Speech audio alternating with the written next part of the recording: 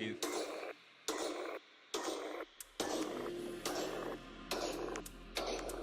Initiating sound sequence, Cymax.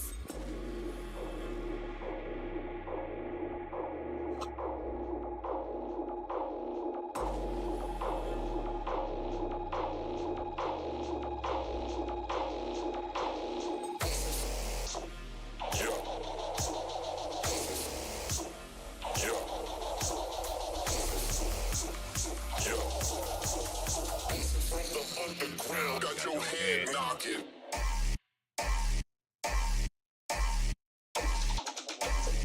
System failure. From the underground, I got that what the fuck.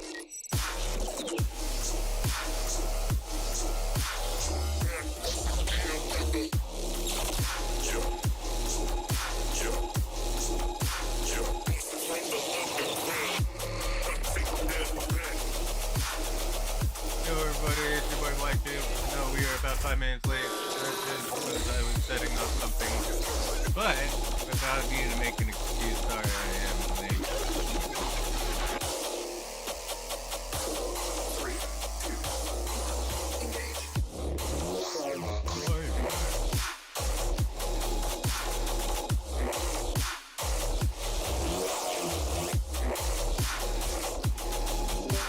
Here we go.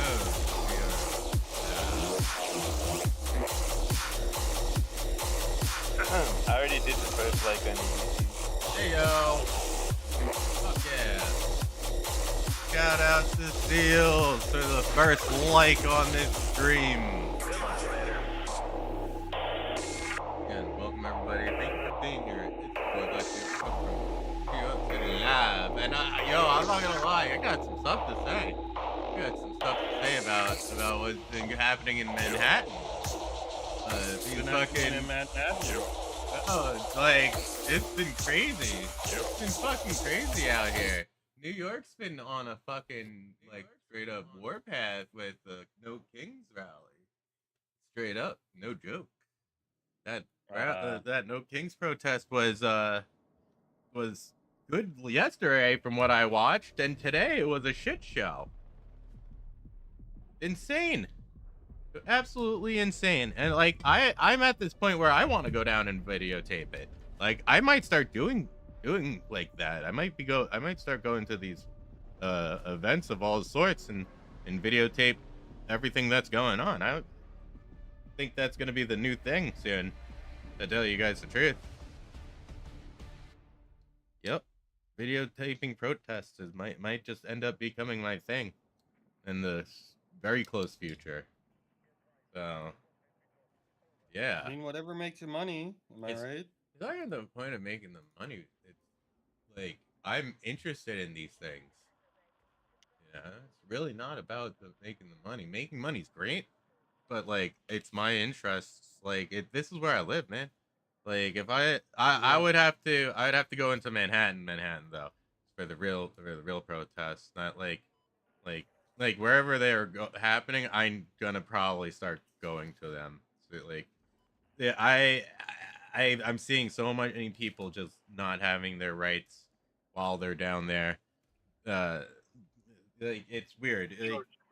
Like I want to see more people be treated fairly and not like sort of like abused while they're down there. You know what I mean? I want all voices to be heard. You guys know what it is with me. You guys all know me. I let people stand on soapboxes. You know? But, yeah, I might start going out there to video and, you know, get, like, raw, on the ground footage of what's really happening down there. You know, I got a couple of road mics, or sure mics, whichever one I decide to go with. But yeah. Once again, welcome everybody. Let me get this onto our live stream. Yes. Drop that. Put this underneath here. But yeah, we got the little pop-ups now. we are live everywhere. Welcome, y'all. Dino Spumoni, yo. What up, brother? How you doing? I've got to get up early tomorrow. I just wanted to stop and say hi to everybody. Love you guys. Hell yeah, we love you, Dino. Miss you, brother. Hope you have a great night. All right. Hope you have a grand old night, man. That's a fact. Let's see who's on. I think Susha was supposed to be on tonight. Let me go mess with Susha. Susha, where are you, Susha?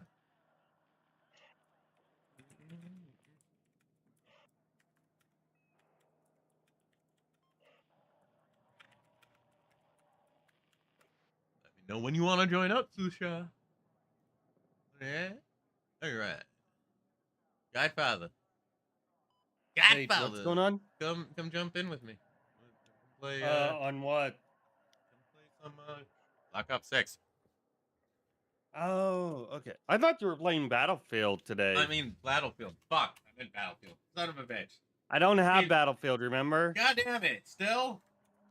Oh, I got No, I don't get gotta paid, come and for I it. got stuff I gotta pay for first before I even put money into any games. Oh yeah, you bought a bunch of shit, didn't you? My partner bought a bunch of shit for me, and I gotta pay her back, but that's about it.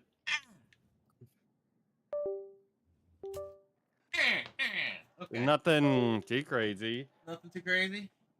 No, I got the filtration system I needed.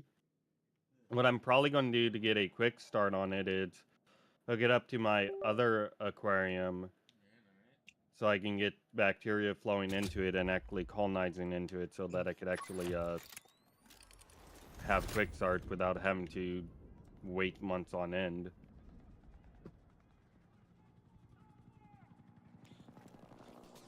You got to first look into it and see how I can do it correctly without killing off the tank. Nice. It shouldn't be a too difficult process to do, but it's still a process I gotta be careful with. I hear you. No, for the 90 gallon, all I need to get is the fluval stratum, the heater, and the light. And then I should be all good to actually get it started up, at least. So, and then we'll be... I'm gonna go lay down, y'all. Have a good Lay night. down. Alright.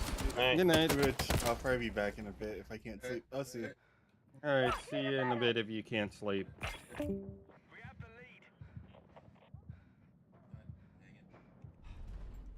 Go.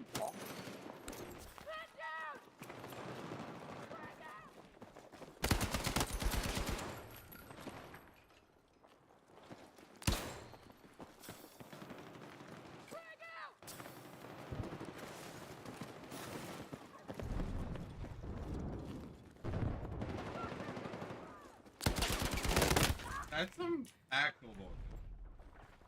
Wow, that was some bullshit. There's second floor up there. You guys already up there yet? You hear me?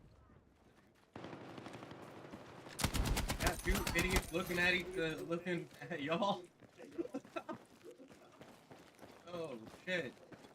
That was. Where are they shooting you from?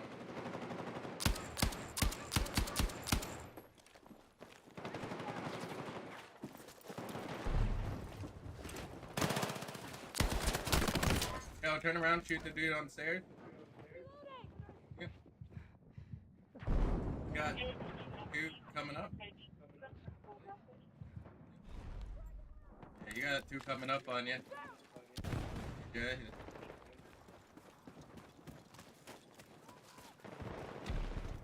Told you.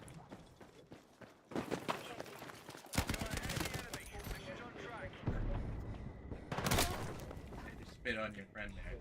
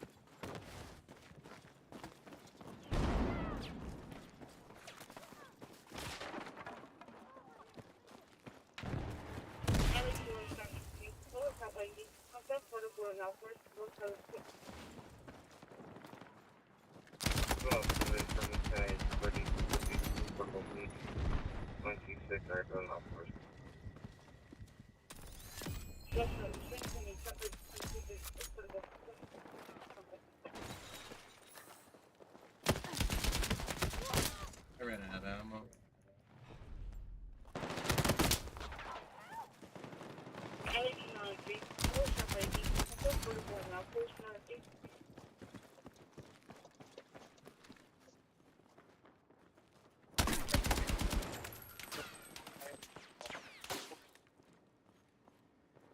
Fired from.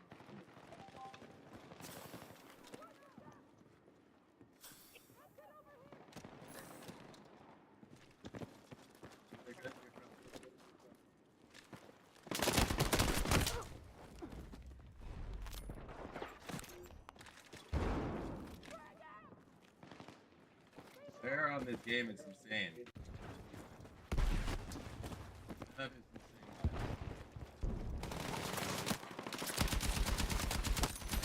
Get him. Come here.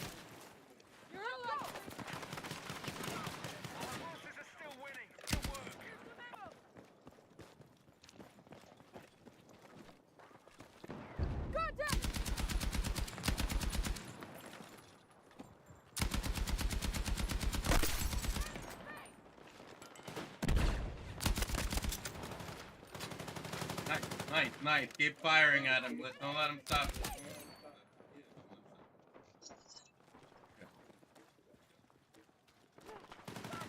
You need to get picked up here on this hill. Let us pick you up. Let's move!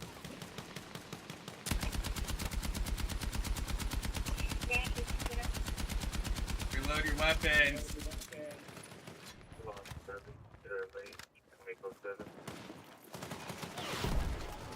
Got you.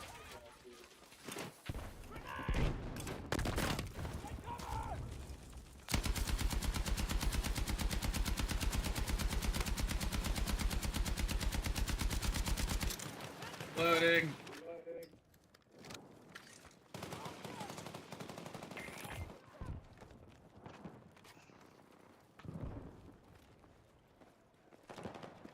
For the rest of the idiots. Right on the ground, right here. Thank you. I knew you had my back! That's for killing me. Good shit. By the way, keeping an eye on where they got me from. Guy over there.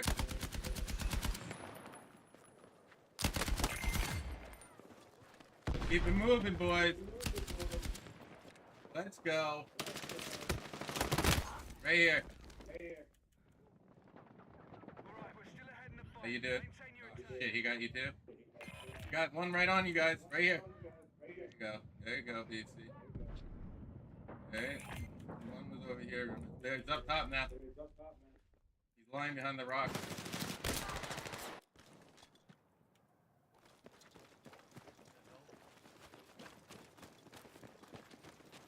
Click out on him.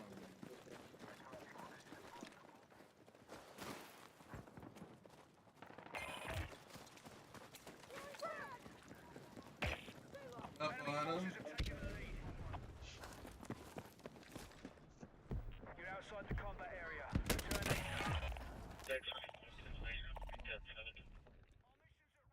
I need all elements intact.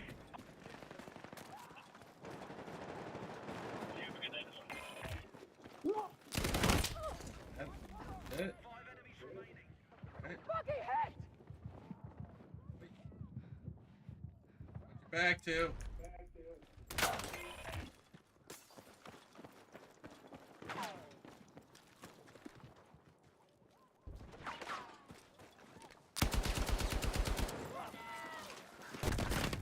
Got you. Fuck.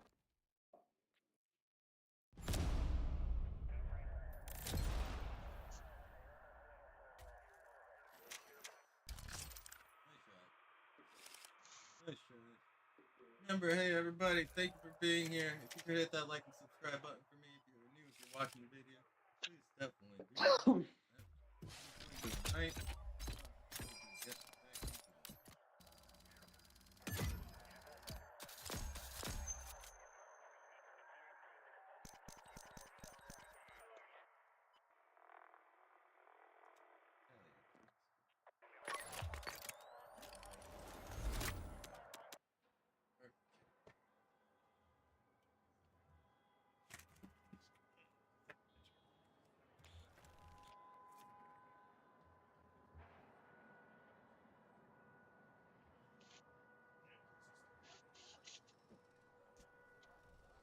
That's shield. Yeah, that's it.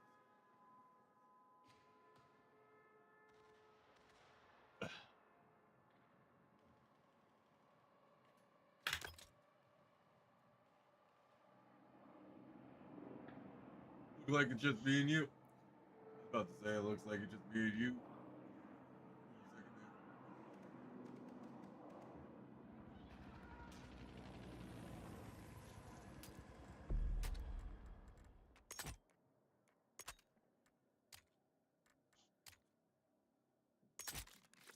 More control.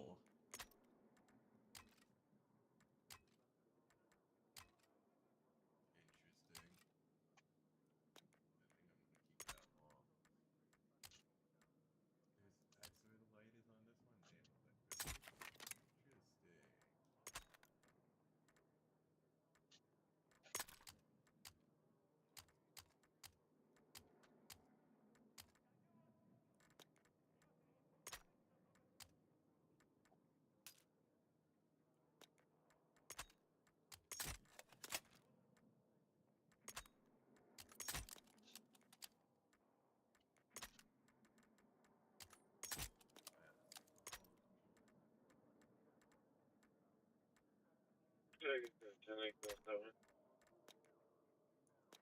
Actually, the light is on this one. Damn, interesting.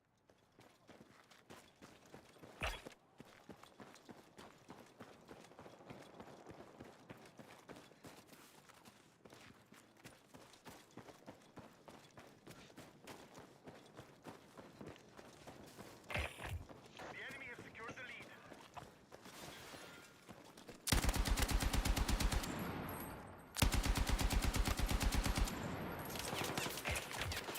We have taken the lead.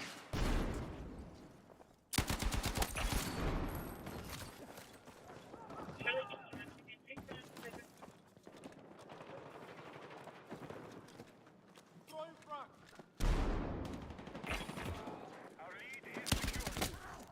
Oh, you're a cheap egg, aren't you?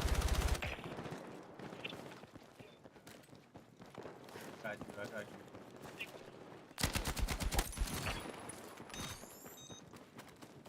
There's a dude right across the Let's way. go! Right over there. Our lead is secured. Oh, you got a... The enemy are winning the fight. All units regroup.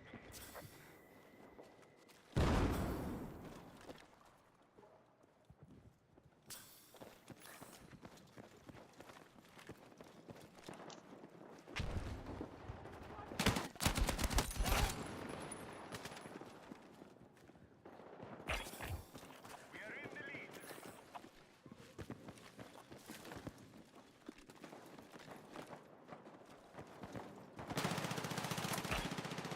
I got space!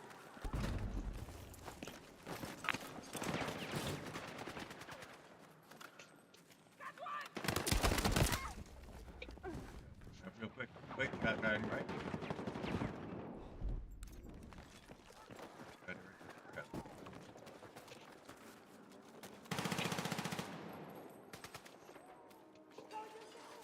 Guy.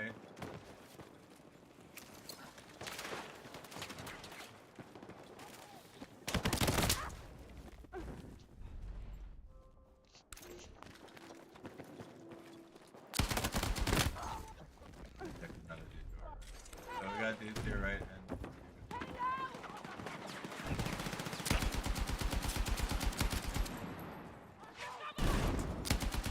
And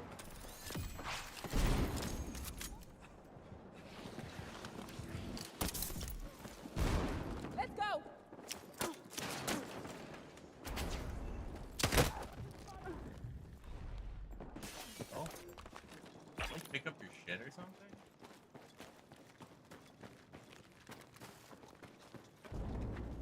Mission is proceeding as planned. Good work.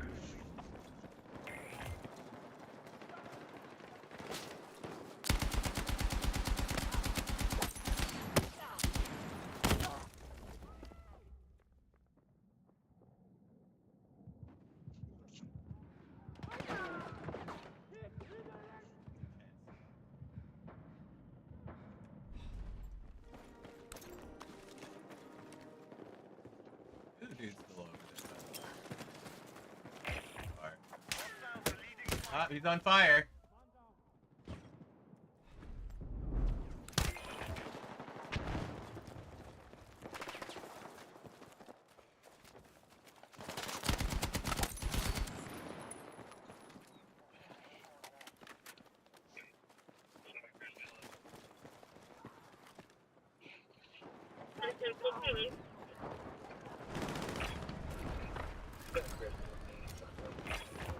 We have secured the lead.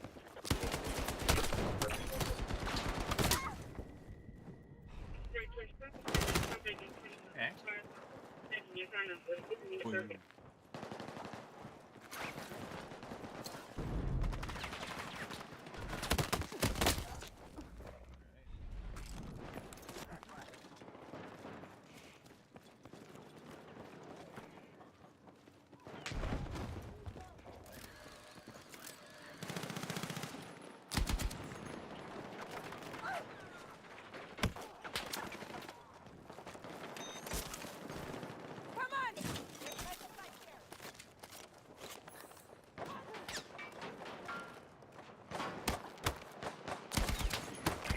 Five hostiles still active. Wipe them out. We are in strong position. Stay in control and secure I'm the fight. downed. Ooh, shoot him. Oh, mother.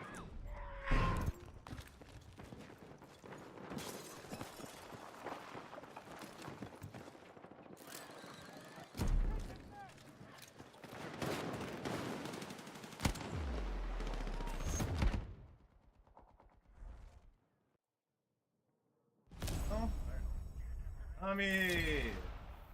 Booty Field 6. 6. Yep. Hell yeah. 6. What up? Welcome. Good to see you.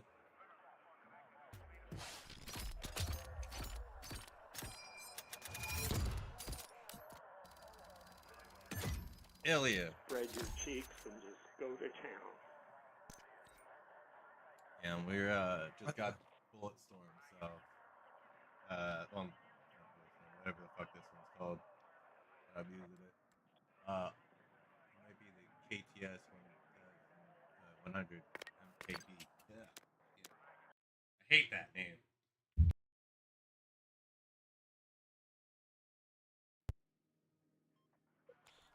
Definitely sucks. How's it going, Nami? How you been? Good to see you. Welcome. Welcome to the chat.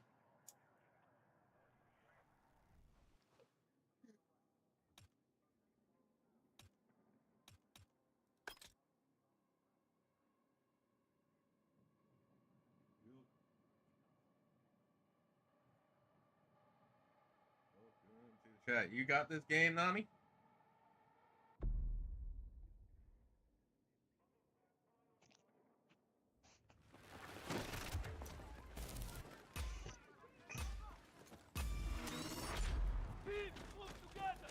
All units, multiple targets Do it. reported. Search and destroy.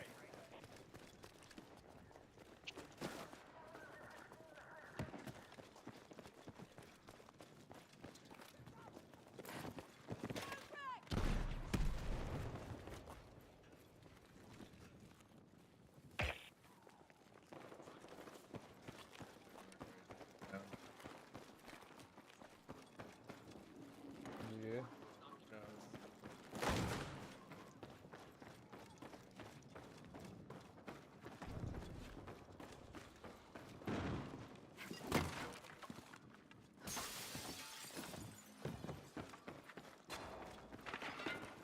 Okay, shot at him. Got him? Got two outside. Got myself. Right behind you, right behind you. Nice, nice, nice. Got one more. I fucking don't understand why that. Oh shit. Dude.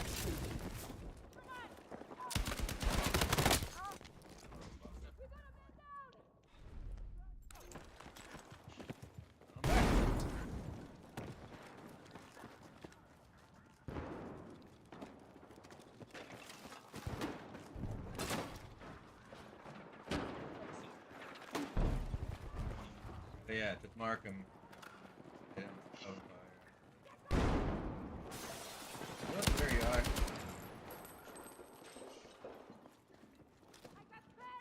Looking at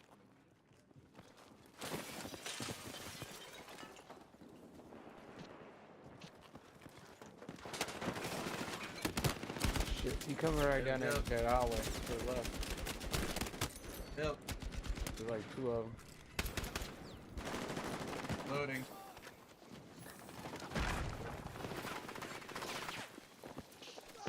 You just Fuck, don't they're right behind me. Why can't I revive you? Oh, somebody else already doing it. They just threw a grenade up there.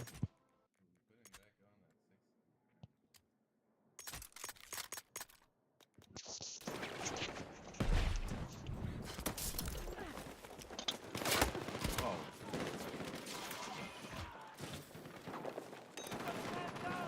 You know, little crack it off. There you go. oh, motherfucker. Motherfucker.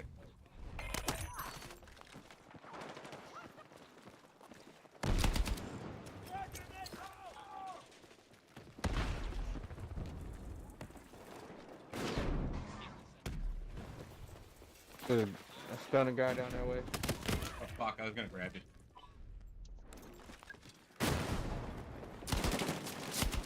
Barber 3 LA.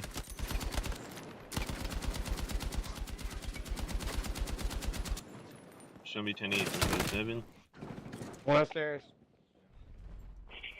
Doing that at Coming building down. one He's coming upstairs. out the big door. Holy shit, you got a whole set of...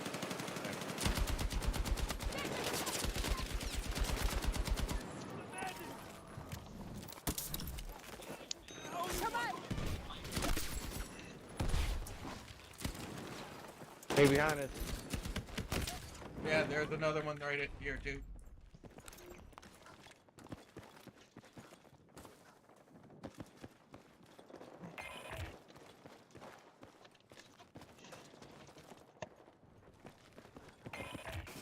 There we go, LA.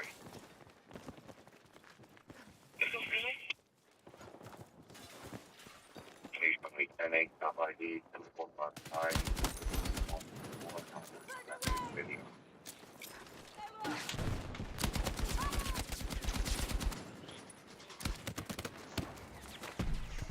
Damn, they are damn. They come down the street. Be advised, hostile forces are still controlling the fight. Break their hold.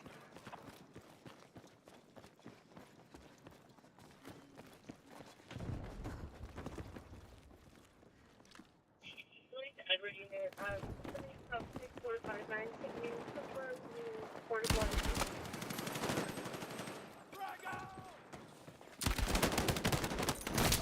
Oh, the guy right behind him.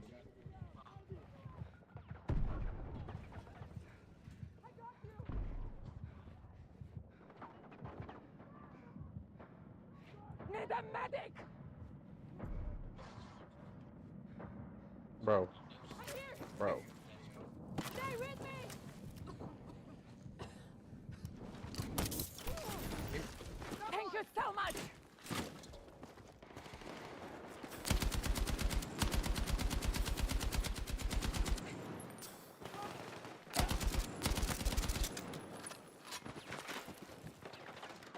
Come on, Nick.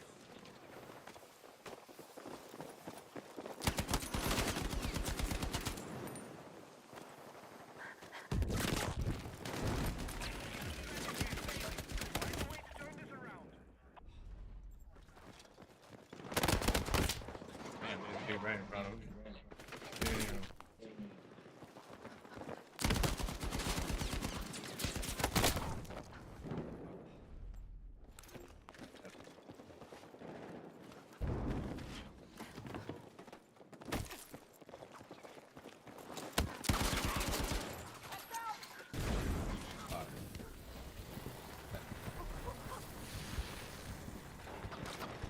He opened that window to the right, right in front of the open that window.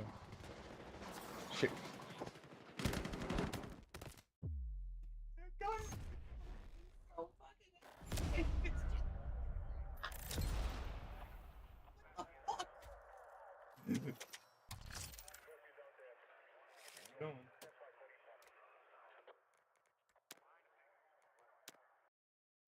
That this game has some fun problems.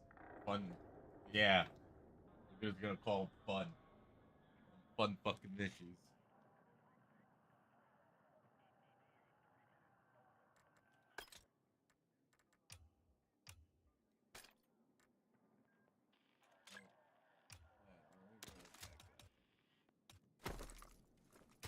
Bill, alright.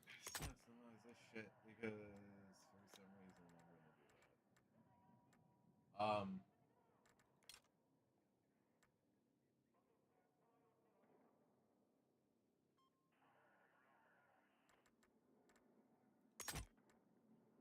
What would give it?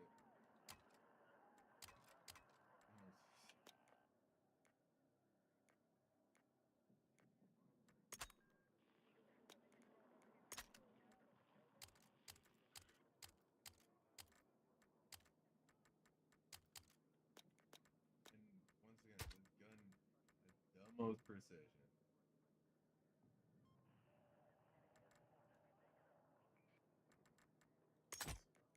We'll figure this out.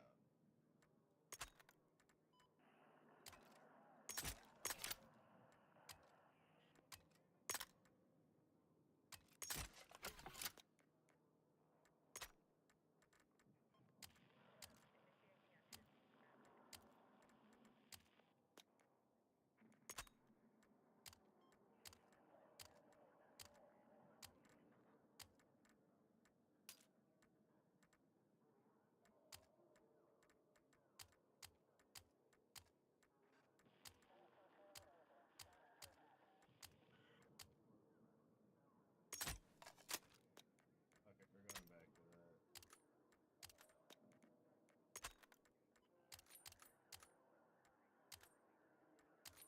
Huh. Haha. Holy shit. But that's like 30. What is the other? That other? Wait. Really?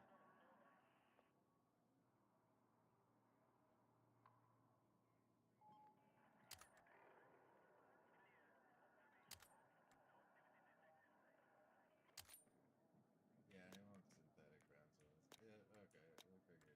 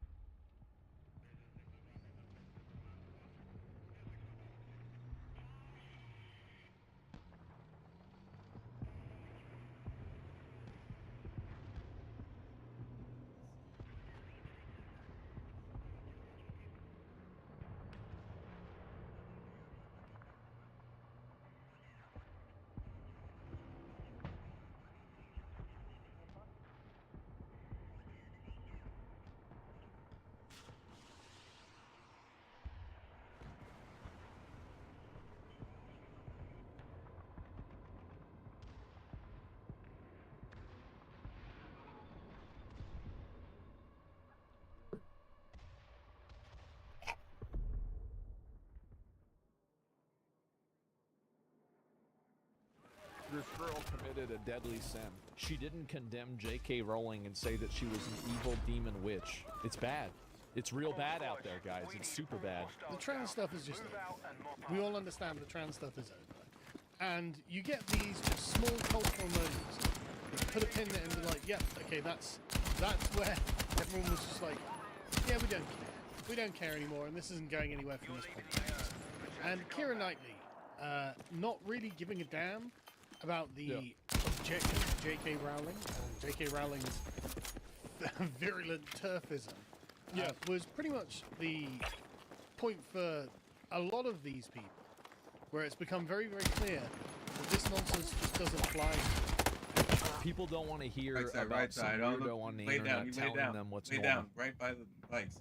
Right If side you've of got bikes. so many flags in your fucking bio that it looks like you're world buff for Naxxramas 40 for a speed run, you need to shut the fuck up. As you can see from this interview, where she's asked about what do you think the fuck of up. Nobody wants to the hear fact it. that there are lots of people who object to J.K. Rowling in your work, because the thing is, she's working in a film that's based on a book by J.K. Rowling. Yeah. And she's just like, what? I don't know.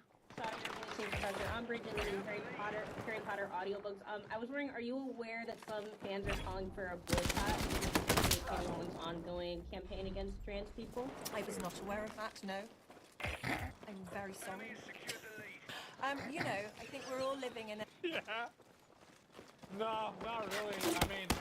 Oh, really? Damn. That's crazy. Wow. period of time right now.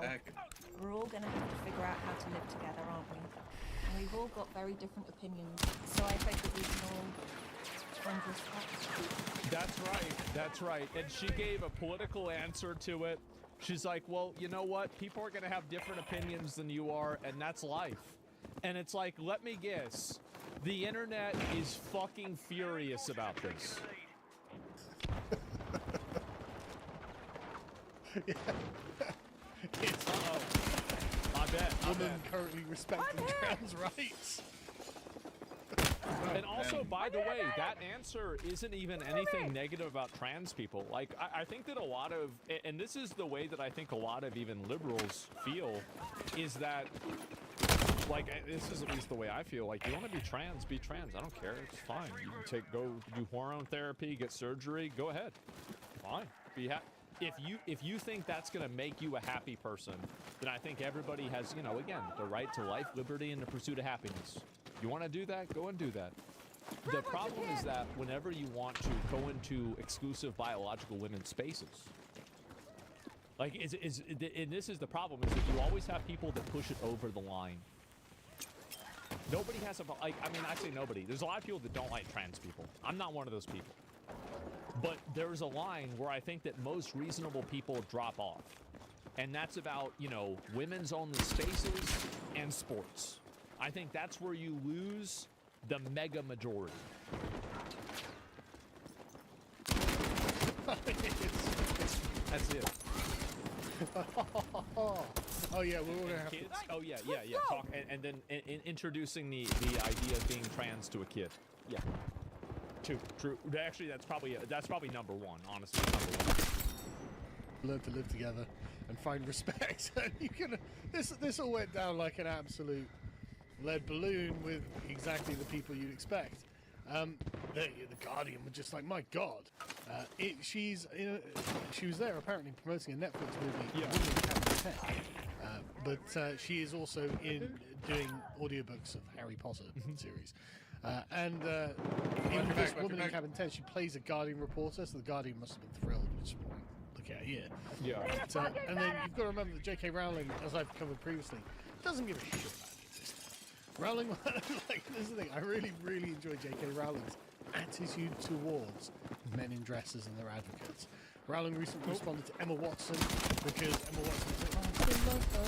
J.K. Rowling was like, yeah, fucked.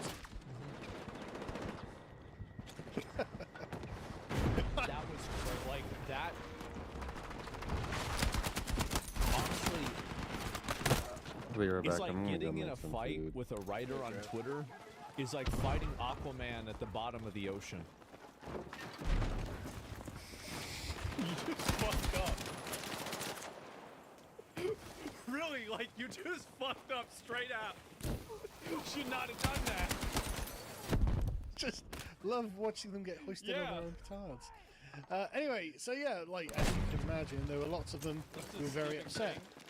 Fox News here have collated a few. Even celebrities are tired of the bullshit because people don't want to be told. The reason why celebrities are tired of it is because celebrities never liked it to begin with. They just thought that they had to play along with it in order to get roles and to fit in with social norms. You really think that all the celebrities all have the same viewpoints on this shit? Fuck no. I bet you talk to a lot of these people privately, they probably think the same thing as you. Like, it's just that, you know, you work in a business and you're in an industry, you have to say certain things and get along with certain people and have viewpoints, right? Of course. Now, we had somebody, Motherfuckers in the alley over here. you remember Mel Gibson?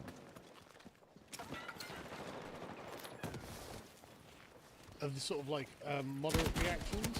We've got like normie women influencers who are just like, yeah, even celebrities are tired of this. It's so thanks to Kira Knight for giving like the average woman permission to not give a shit about this woke trans BS anymore. Well, it's more than that. I think it's beyond that. It's that people don't want to be accosted and constantly tried for the crimes of somebody else. Like Keira Knightley playing a role inside of an audiobook that is for a really popular series. What the fuck does that have to do with really J.K. Rowling specifically? What is that? Like, that's her job. Like, her job isn't to, like, do you know the amount of people, like, the weirdos, like, you know, fucking, like, I don't know, like, H.P. Lovecraft was racist as fuck, for example. There's plenty of people, like, it's like so many degrees of separation, and it's like at a certain point, people just want to get mad because they have nothing else to do. Keira Knightley refuses to kowtow to petty trans insanity. Refreshing. I officially love Keira Knightley. That laugh says it all. Tired of Like that whole time child shooting him. yeah. Our entire world deny the Oh my reality god. of gender. Worse off, deny the reality of violence and sex. But yeah, no, seriously, J.K. Rowling is winning this fight. Good for her. And it's not even J.K. Rowling who's winning the fight. I think it's just common sense and rationality. What's happened is that reasonable people have entered into the space and they've seen that the amount of overreach that some of these trans advocates have are, I think, completely unreasonable. Like, you have, for example, people trying to bring this up to children. You have them trying to insert themselves into locker rooms for underage girls. You have them trying to, you know, change the way that sports are seen and the way that sports are played. That's the problem. Like, I think that the truth is that most average people, this is a genuine belief that I have, most average people don't give a fuck about trans people.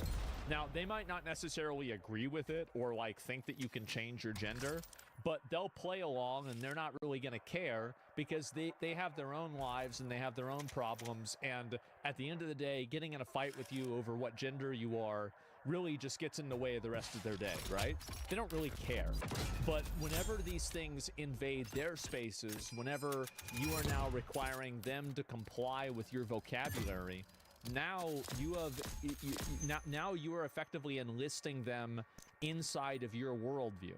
And I think that whenever you put a position out and it's a you're either with us or against us position, every single time that happens, I feel, the end result is that most people are against you. And it's not even that you usually have a bad position, it's that people just don't want to be told what the fuck to do. Straight up. They don't want to be talked around, they don't want to be talked down to, they don't want to be told what to do, they don't want to be bullied and pushed around, just in a general sense. She's winning this fight. Now, Keira Knightley, Pirates of the Caribbean fame, Keira Knightley, and many other things. It's aggressive, yeah. It's just like, this is really stupid, isn't it? And yes, those people are just going to have to learn to live together with the rest of us. Yeah, you're going to have to deal with it, bro. That's just the way that this goes. You deal with it, yeah. Too bad. BuzzFeed weren't happy. I can't believe BuzzFeed's still a thing. I didn't even know it was. BuzzFeed shut down. Didn't BuzzFeed shut down? He's thinking about golf. All right, it was BuzzFeed News that shut down. BuzzFeed itself is still limping along, apparently. So now BuzzFeed. So now they don't have news in the name. Okay, well that's good. It was false advertising. But they seem to have forgotten what decade it is. It's not the 2010s anymore. We don't have to give a damn about you when we don't. Yeah. And then you've got the the sort of the people who are sort of in the wake of all of this, those people. I don't accept somebody's apology. Okay, Emily. That's nice. Who are swept up in the 2010. The reason why these people have such a huge problem is that people think that anybody gives a fuck what they think. And I think this is the real realization that's bothering them, is they're realizing that a lot of people actually just don't give a fuck what they think. Fact. It doesn't matter whether your approval is or is not. Like, nobody cares. Like, why would anybody care what you think? You ain't shit. And it became like their teenage and early 20s, and they were like, yeah, and I'm going to get a job writing at Metro. I'm so feminist. I'm so woke. Blah, blah, blah, blah, blah. And they're just like, I can't believe it. Yeah. I don't accept Keira Knightley's apology for working with J.K. Rowling. It's like, listen, Emily Bashforth, no one gives a fuck. Your opinion means nothing to anybody. Exactly. Yeah. Which is Exactly. Nobody cares. He writes the Metro. Yeah. Duh. Nobody cares. Nobody cares at all. But let's head over to Blue Sky, because that's where you're going to get all the best reactions to just anything that there is going. Yep. I mean, this is mad by the serfs. Oh, J.K. Rowling has denied the Nazi persecution of LGBTQ plus people in the Holocaust. I mean, at least she's not denying the Holocaust. Uses money she earns to legislate trans people out of existence. She's not a legislator. She just funds causes she believes in. Yes. Like everyone does. Elon Musk funds Tommy. George Soros funds borders and the mutilation of children. And J.K. Rowling funds politics to keep men in dresses out of women's spaces. And the surf TVs give a this. Oh, he's just an idiot. That's the reason why. She asked her followers to photograph women going out into the washroom. No, she didn't. She asked her followers to photograph men going into the washroom. Now, I don't even know what that's about. That could be completely made up. But I certainly know J.K. Rowling wasn't like, you need to photograph women going to the bathroom, because it was trans women or women has got the serfs to that point. Absolutely. It's like the illegal immigrant and immigrant. It's like you intentionally use the terms interchangeably and you radicalize people against it. Nonsense. I mean, I don't think it's language tricks, lying. J.K. Rowling's denied any aspects of the Holocaust. I wouldn't be shocked if this guy just made that up. But either way, who cares?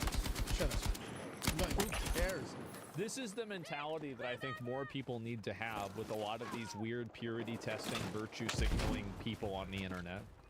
Whatever they say, shut the fuck up. It doesn't matter. It doesn't matter what you say, doesn't matter. Your opinions don't matter. Your audience is meaningless. Just shut the fuck up.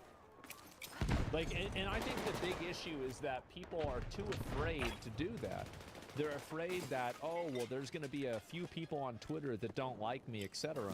Well, if somebody is rude to you, you can always just be rude back to them too, right? You can do that. And if they want to be a victim, well, then that's too bad. I mean, my outlook on this is very simple, is that I am generally very, like, non-confrontational, non-aggressive with people. But and the reason why is that most people can't really really aggress on me, right? I mean, like, what are they gonna do? Make a tweet? Who cares? Like, it doesn't matter. Somebody makes a tweet. Just ignore it like a normal person. Yeah, exactly. And yeah, their opinion never mattered. Yeah, exactly.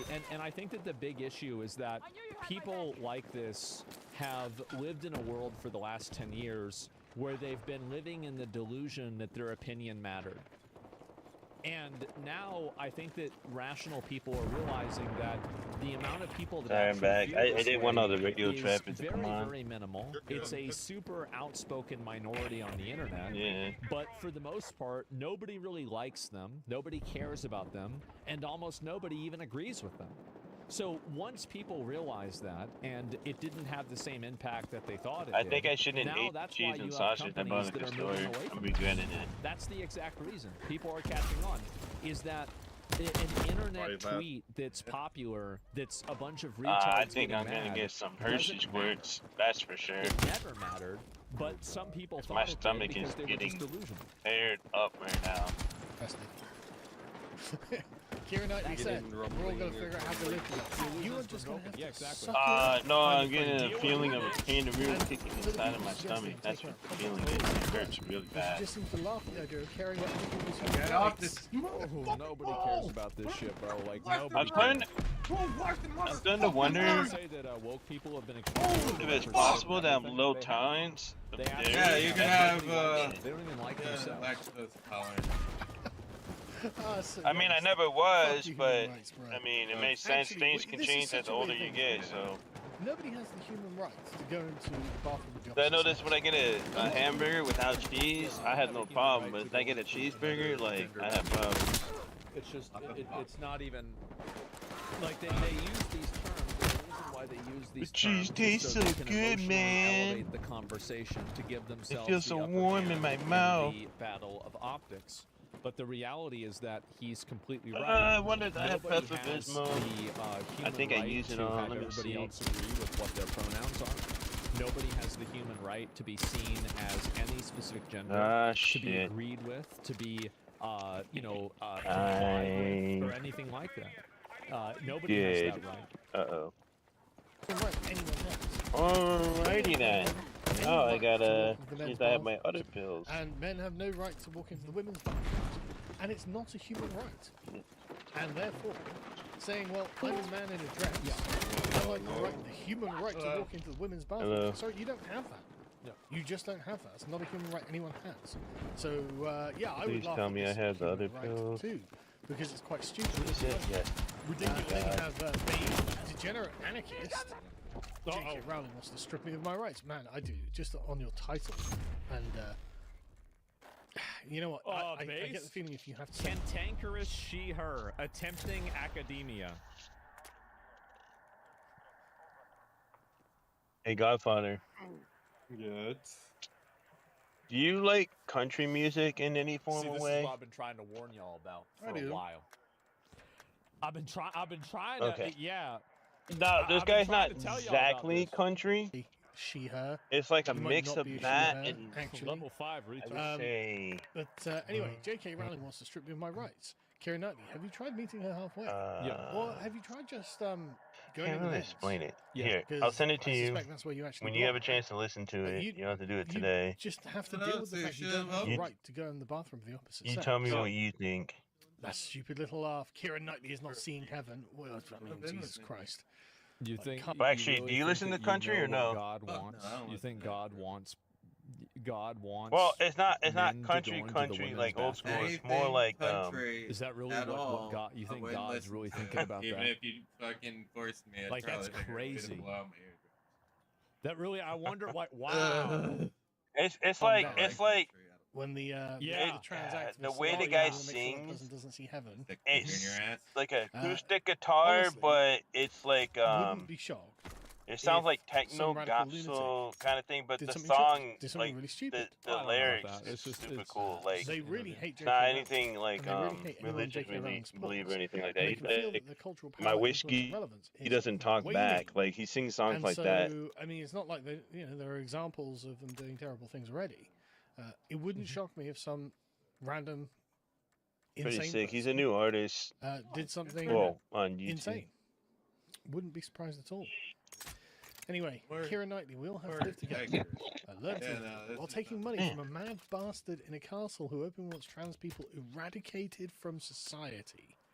Can you guys It's hear the video? I crazy turned it that down a little these bit. people don't even know, like, I can. they think that they can I'll be your- reframe You cannot hear things it? in a Okay. way that sounds bad, And just and somehow Blaqksheep, you that's can't gonna hear it, make right? people agree with them. This weekend is gonna I be don't pretty think that fun. people really I'm gonna, care me and as my much girl are about going optics as they to used to. a And I think that pretty what's nice, happened is that, especially like, as social diner. media has become more Not diner, but, decentralized and there's dinner more spot. freedom of speech, I think there's Where less she lives. of a It's compelling pretty nature cool. that social media has Weekend to seems make like it's people gonna be feel pretty like nice. they have to say things in the right way. Like now, I don't Definitely think people gearing up really for need it. to do that. This would have worked 5 years ago, right? It would have. But nowadays, it doesn't anymore because people don't feel like they have to put on this fake persona. Because actually, a lot of people don't want to live with this. And I think that a lot of people's genuine opinions about these social issues are extremely right-wing, much more so than you would expect. But the Overton window doesn't really allow for those people to get their voices out. Go hit that So like they're button just for me. simply cosplaying as me out in the moderates algorithm. until And things change. I'm on YouTube And when they do Twitch, change, look me up. I think that you're really going to be surprised what they actually think about you. And I think that's where things are going. It's very obvious that's where things are I going, need to find in a my mailbox. opinion. But, Nah, thank I'll you, mail this Elon. at the post Well, office. I mean, exactly. Well, I'll Elon just wait. buying Twitter was definitely Probably a the better beginning idea. of the end of this, right? Elon disenchanted the censorship. Elon, I think, is solely I don't trust these responsible mailboxes for nowadays. censorship on You the gotta put internet dying. Like, he was not the, obviously, like, he did not do it all by I himself. don't trust people. But if he didn't buy Twitter, Bullshit. we would still be living in the hellscape that we were living in prior to that. Like, him buying Twitter, that was, I think, the turning point.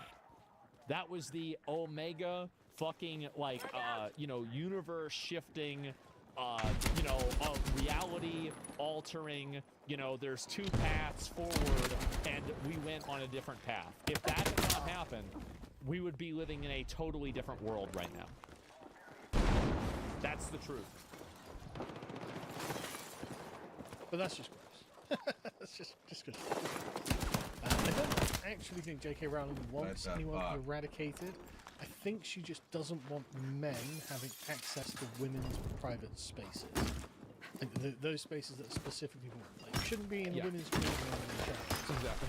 in the studies or something like that. It's not that big a... It's not, it's really not the end of the world, right? It's actually really normal. Yeah. It's actually the way things used to work until around 2011. Yeah. So it's really not so radical. Wow. And zero eradication took place to get to that position. What a surprise. It's gun wild how doesn't Kira do it is capable of seeing herself and sympathizing with the cis super- queer community. It's completely apathetic and cold where trans people are concerned. You'd be forgiven for thinking she doesn't see us as human. Well, I mean, the thing is... But did you unlock the gun that you wanted? Okay, but it's like, okay. Why? Well, here's the problem that I think a lot of these people need to realize, is that if enough people think that you're not human, and enough people want to take away your rights, they're gone. That's what happens. Like, these people think that all of these things are these inalienable ideas that can't be taken away. They absolutely can.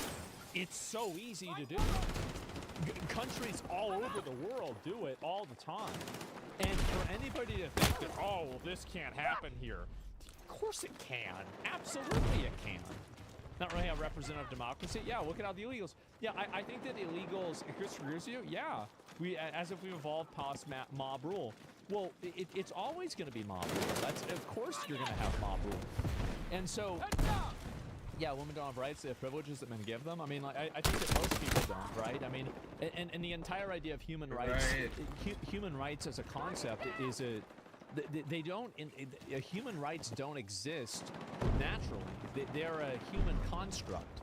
It's the same as, like, private property is a human construct, or, religion is a human construct, or anything like that.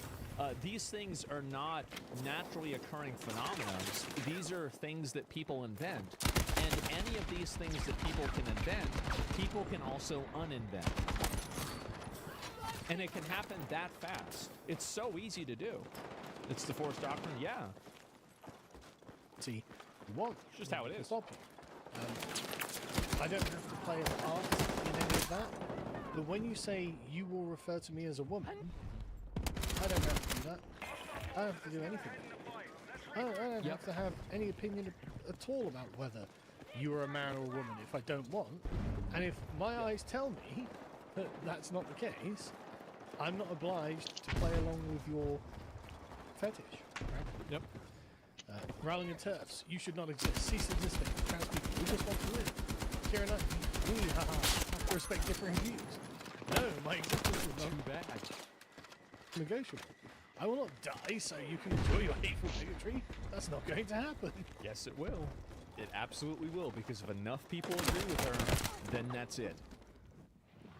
Like, it's crazy to me how delusional a lot of these people are, when for many of them, I mean, these people are at least partially educated, Did right? you unlock the gun that you wanted to unlock? You gotta have some understanding of history.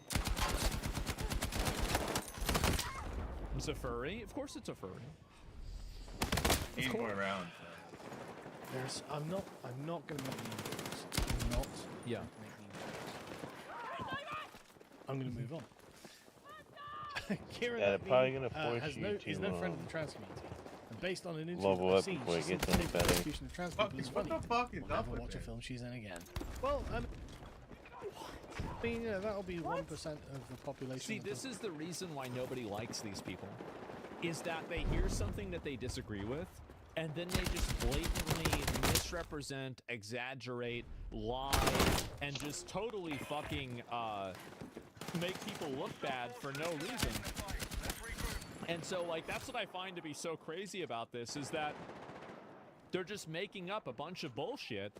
And this is, I think this is where they lose a lot of average, normal, well-meaning people, is that when a person comes out and they disagree with them, and then these people come out with like a million accusations and lies and attacks on this person that are like deeply personal, blatantly dishonest. I think that a lot of average people see that and they're like, well, that's not true. Why are you making shit up? Like, what is this? And I think that the problem is that lying to the public in a way is an insult to the public in a very unique perspective, because what you're telling the public is that you're so stupid, I don't respect your intelligence enough for you to be able to tell the difference between the truth and a lie. So I'm going to lie to you and expect you to believe the lie. And that's the reason why I think so many of these people have lost the support of the general public, is because people are tired of being forcefully compelled and bullied into complying with a lie. That's the big issue. And also with people who will flagrantly lie about you, misrepresent you, and do all of these things just simply because you disagree with them on something.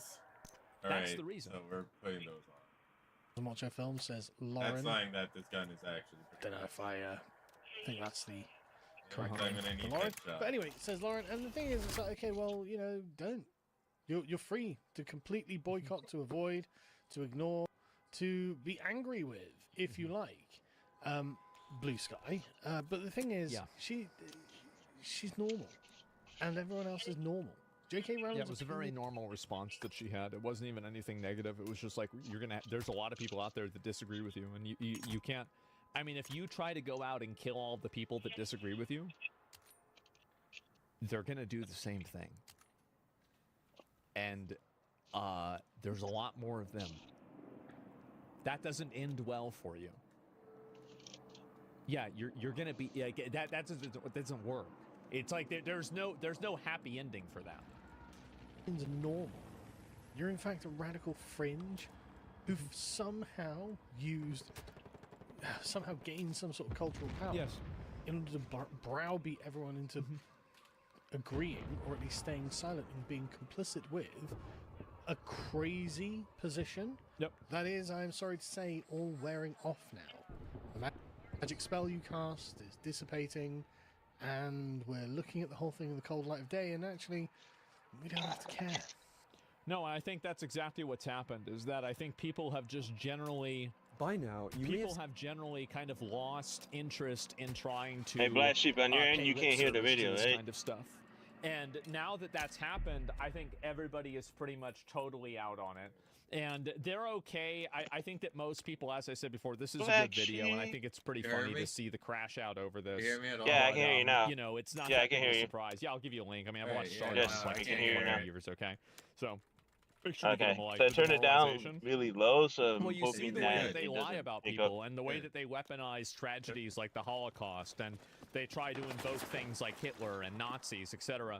The reason and what's so off-putting about them is how emotionally aggressive and emotionally manipulative and hostile they are. And I think in doing so, they end up alienating so many people. They alienate so many people, and it makes people not like them. That's basically what's happened so far. People are stopped defending it because the people that attack them on their side are not being extreme enough. They ate themselves. They did, and you saw this happen. Like, and this is the big issue, right? Is I don't know if there's any more clips about this or people talking about this, but like in general, like this has been the main issue overall, and it's been continuing to be an issue.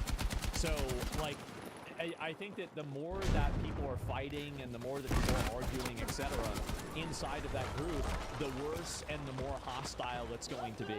And that's where things are going. Don't you think people categorizing trans people as spawns of Satan that want to rape and corrupt your children are doing the exact same thing?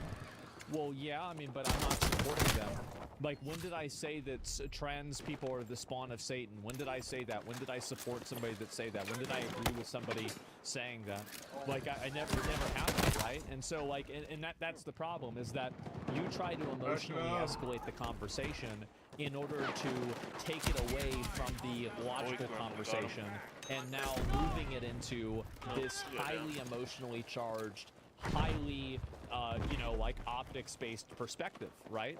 The fact is that there are trans people that do try to indoctrinate children. This does happen. Now, does this mean all trans people do that? No. But I do think that I don't think that trans ideology has any place in children's media. It doesn't have any place in, like, I would say any under 13, at least, sexual material, sexual education material, right? So it just has literally zero place in it. It's the same reason why you don't teach multiplication before addition. Because you have to have, like, you have to understand base sexuality to understand complex, like, secondary sexualities, like transsexualism, for example, right? And so you have to understand that before you can understand being transsexual. So if you start with being transsexual, and then you teach kids all of these, like, weird gender theories, rather than letting them understand it in the natural way that it's been understood for thousands of years, you are going to fuck up their head. And that's not a crazy viewpoint, and the truth is that a lot of trans people agree with me on this. And the problem is that, and I know that people might not believe this, but I think that it's genuinely true. I think that there are a lot of people, and I actually believe this, I think the majority of trans people agree with me on these issues. And I think the only reason that they're not speaking out is because they're afraid to, because trans people are demonized in society, and so the only thing that they don't want to do is they don't want to speak out against the only side that's even partially on their side. Like, so they don't agree with that in a lot of cases also. They don't want that shit either. So now, like, if you have a trans person that's coming out and, like, agreeing with this or supporting it, they get absolutely crucified because they're like, oh, you're being a pick-me, you're being a grifter, you're just trying to get people to like you, you know, etc. Do you agree, Mr. or not? Comment chronically online? Exactly. Yes, you're right, Zach. I've met some in my life. You're right, they don't. Yeah. Most trans people just want to live their life as the other gender, and that's it. Like, they have other interests. Like, their entire life isn't about just being the other gender. They have 50 other things they like doing. They just simply think that they're a girl. That's it. But the problem is that whenever you're trying to, it's the same thing that I said about the fat people. Whenever you're trying to reshape all of society in your image and in your view, that is the big problem. That's the reason, and that's the thing that's really radicalized everybody. And so once you start trying to change social norms, once you start trying to change the way that, you know, especially children are treated and things like that, I think that's really where it would go. For the extremes, an attack on their ideology is the exact same as an attack on their practitioners. That's why they say trans kids. There are no trans kids they want to protect specifically, just future converts. Maybe, right? So what's the solution there? I think the solution is to simply ignore bad faith actors, and when you see people that are trying to weaponize emotion and guilt tripping, you just instantly stop talking to them and don't engage with them in any sort of a genuine way. I think that by engaging with people and not just sitting and laughing and disregarding them, what you end up doing is you enable them. Because it's like, kind of like, you know, it's like if you're wrestling with a pig, you're gonna get dirty, right? Even if you win. So ignore them, it doesn't matter. And I think that's also another big thing, is that it fundamentally does not matter. there are so few of these people that are like the actual real weird advocates of the crazy stuff that it's like it's an infinitesimal amount of people. So yeah, any emotional argument that's not based on reality, yes, of course. Right next to you guys. So it's that simple, and that's what I think. That's what my opinion is. That's where I'm at. And yeah, they poison a genuine conversation. Exactly. What do we say to kids though who believe they're transgender? Well, I'd say maybe you are, and you know, if you think that you still are when you're 18, then maybe you should go through the proper therapies and decide that after you talk to maybe a therapist and you really do some life searching. You know, make sure that you know what you're doing, and you know, like it's you know, going under surgeries like that, and you want to do that, go ahead, and you want to live your life that way, do it, but wait until you're 18, number one, and number two, really ask yourself, am I a girl, or am I, you know, a guy that doesn't fit in with male standards? Am I gay? Am I, you know, more of a guy that likes dressing like a girl? Like, do I really see myself as a female, or do I just feel like I fill a female role in society? Like, gender is a very big spectrum, and trans is at the end of that spectrum, right? Like, but there's a lot of other things that are in between, you know, your like biological gender and being trans that don't necessarily have that. Cuck take? Well, no, it's not a cuck take. I just simply don't give a fuck. People should be able to do what they want to do with their own lives. God damn, it's man. that simple. This gun sucks. That's it. I thought this gun was gonna be like good. I have this viewpoint with everything. You should be able to do whatever you want. Slow. If you want to be a fat retard, then you can be a fat retard. Slow, fucking slow. Go ahead.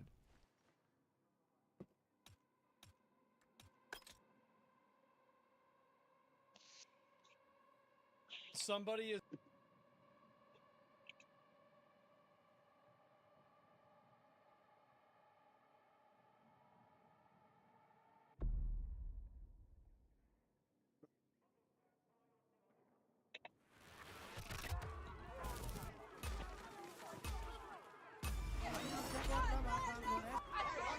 Anyway, I'm really glad we're doing this. I'm really happy. Now, I'm gonna make this video mostly because of this.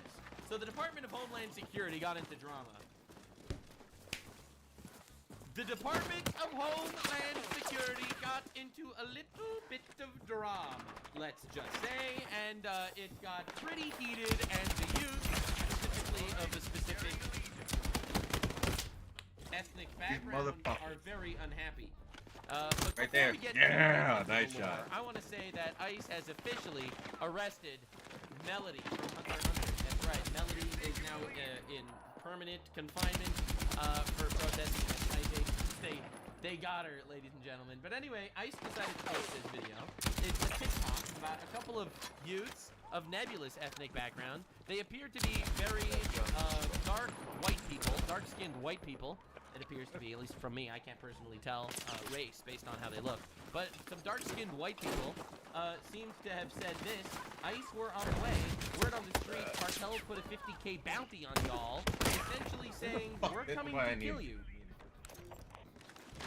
Obviously, I'm not going to play music because I get copyrighted. So, the worst mask of all time is the one that you film yourself putting on. Definitely one of the least intelligent dark-skinned white people I've seen. We're in the streets. Word on the street is they put a 50K bounty on y'all. As you can see, this is it's a little gang of sorts, a gang of dark-skinned white people that are doing this. So this small little gang of dark-skinned white people are essentially threatening the lives of well,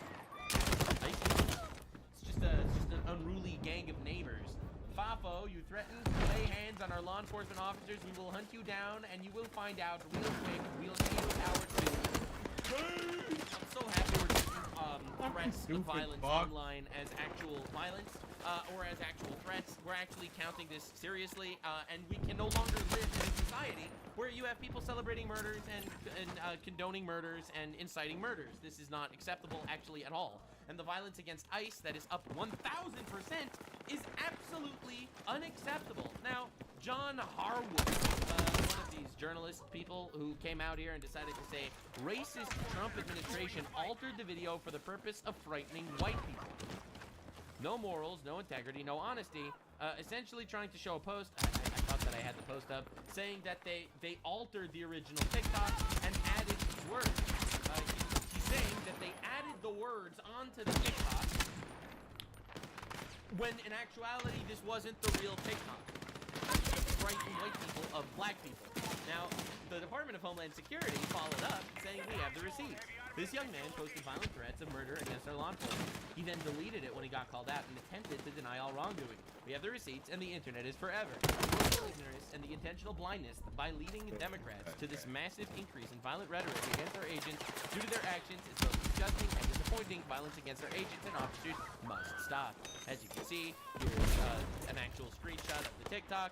ICE were on our way, and as you can see over here, notice the different background clothing in the video. ICE were on our way, and notice this one, because this is what they claimed was the original video. You see what we can do? Don't say something that, yeah, finish Iran. We are ready, united, we all stand. We want all the smoke. And they claimed that this was the reality. They claimed that the reality of the TikTok was this, and that the White House altered the post to look like this. But if you pay attention even for a second, the background here is not the same as the background here, because they're actually two completely separate videos. They're completely separate videos. The Department of Homeland Security hits with the receipts and says that no, these people actually are real, and all these fucking journalists that are making believe it's not real are running defense for terrorism. They absolutely are, and there's really no way to stop that. So let's see what they had to say about it. As you can see, this is the Assistant Department of Homeland Security Secretary, Trisha McLaughlin, talking about the thugs that are threatening ICE agents. The meme. People said it was a meme and a joke when these young men said they were going to attack ICE and get a bounty on the heads of ICE. And it was a clip that was going viral over the weekend. But this guy is saying threatening ICE.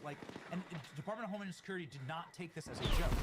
Can you give the status of this? There were two separate narratives going on. It was the Eric Swalwells of the world were tweeting about this. There were even some USA Today journalists tweeting about this. First, they were saying, the left was saying, that we had God, video fucking, and changed it holy from shit, how many fucking Iranian bullets do I need to hit you with? video to anti-ICE, that we had doctored it ourselves.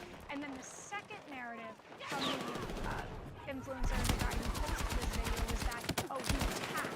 So after he gets called out to the Department of Homeland Security for threatening ICE agents with violence, then suddenly he says he was hacked. So we referred this to the FBI, and so we'll check on the status. The fact of the matter is that these politicians like Eric Swalwell and Dan Goldman, who both were posting about this and threatening to call Secretary Noem in front of Congress for this video, are so willfully blind to the fact that there is violent threats against our law enforcement, and go so far as to create these fake narratives to cover up for these thugs. Straight facts. And they'll run defense for these people who are directly inciting violence against ICE. But then they will cry that there were some Republicans that had a group chat where they made jokes about the group chat. Harry Singer had the group chat. He was pooped on by Donald Trump. He is forever affected by this. Could we please condemn the group chat? I just want to make this very clear just for a second in case you don't understand what I'm referring to. Just in case you don't get it. I don't care about the group chat. I don't care about the group chat. I do not care about the group chat. Alright, I want to make this very clear, and I want to make it exhaustingly clear. Wait, is he the only one that has the booba? Okay. Oh, there it is. Do not care about the group chat. The group chat actually makes me very good. Okay? I don't care about the group chat. I don't, actually, at all. I don't care about the group chat. Okay? I don't care. How you doing, Confused? In fact, I care about the group chat so little, I'm going to keep bringing this up as often as I possibly can. That is how little I care about the group chat. Alright? Alright, this is where we're at. I don't care about the group chat. So anyway, I actually care a lot more about this kind of thing. But anyway, you can keep yapping, you can keep crying and caring. I don't care about the group chat. So, anywho, moving on. So yeah, I mean, again, they posted a video that said, ICE, we're on our way. The streets and cartels put a $50,000 bounty on you. And it's a photo of them standing, presumably in a manner that says, we're going to go attack ICE agents and kill them for money. Yeah, absolutely. So happy to give you an update as far as from the FBI and the DOJ, but we're not backing down on this. This wasn't a joke. This wasn't some hack. The evidence will show otherwise. We have the receipts. Anyway, so that's where we're at. That is where we're at. It's become incredibly clear. This is a real video posted by people really threatening ICE agents, and they really should go to jail for it. And I really want to see people actually starting to get these people absolutely cooked. I want to jail people that are inciting political violence, violence against police officers, because it's a crime, and I actually want crimes to actually get punished. I don't care if the ghetto Power Rangers feel differently. I, unlike the ghetto Power Rangers, want them in jail. Okay? I don't care how dark their white skin is. Okay? Now, let's make this clear. This is Karen Bass, the mayor of Los Angeles, and here's what she had to say. In addition to undocumented individuals being detained, we also know that legal residents, people who were attending court hearings, were detained. And we now know that there is evidence of over 170 U.S. citizens who have been detained. Blaqksheep asked you if you want to play. Those guys were violent against police officers, partaking in violent riots. That's not ICE.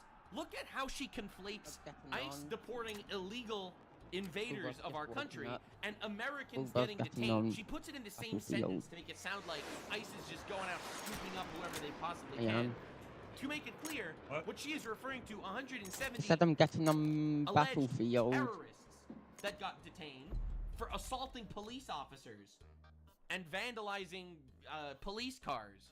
All right? Yeah, you got confused now. This is not at all the same thing. And look how she puts it in the same sentence. And it's important that we say today that what is happening to undocumented immigrants is also happening to U.S. citizens. Except it's literally not. You know why? Because not a single U.S. citizen was deported.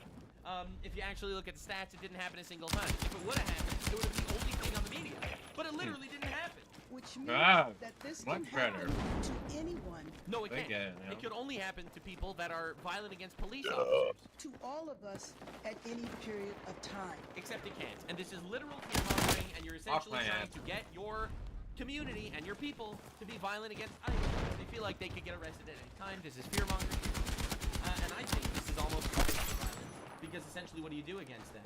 So, Stephen Miller, based Jew on apparently the Nazi Jew team, apparently, according to the leftoids, says abject lies, retweeted by JD Vance.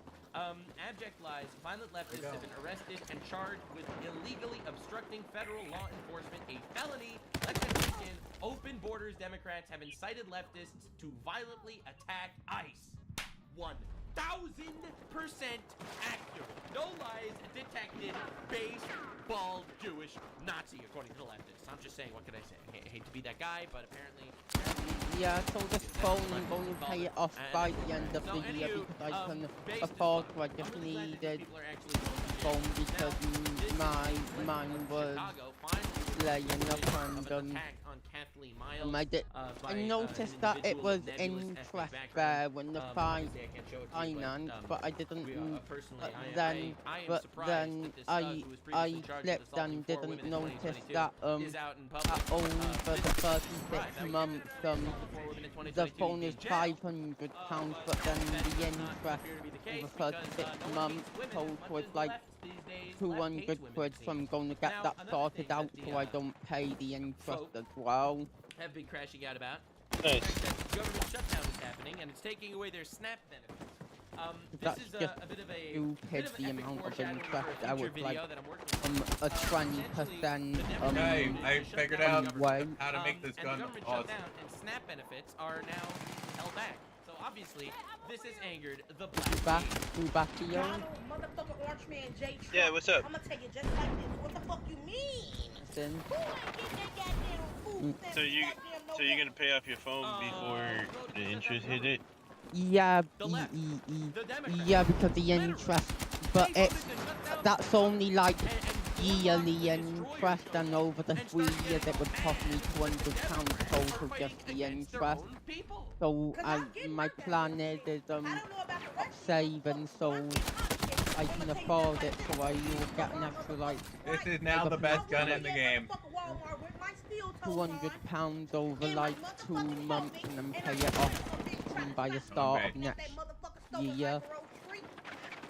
threat. Yeah, I mean, if you do that, you won't have to worry about the interest, so it's a lot better. Because whenever most companies are trying to make money off of you, so if you can afford it, do it, and then, you know, in the long run, it's going to be better for you. By the way, do we understand what we're dealing with? Think about how insane this is. All right, so Trump wants to reopen the government. The leftoids vote. How to did shut this down the government. motherfucker kill me? They One shut down tries the to government. The left. They blame Trump because obviously they do, even though they literally voted to shut it down.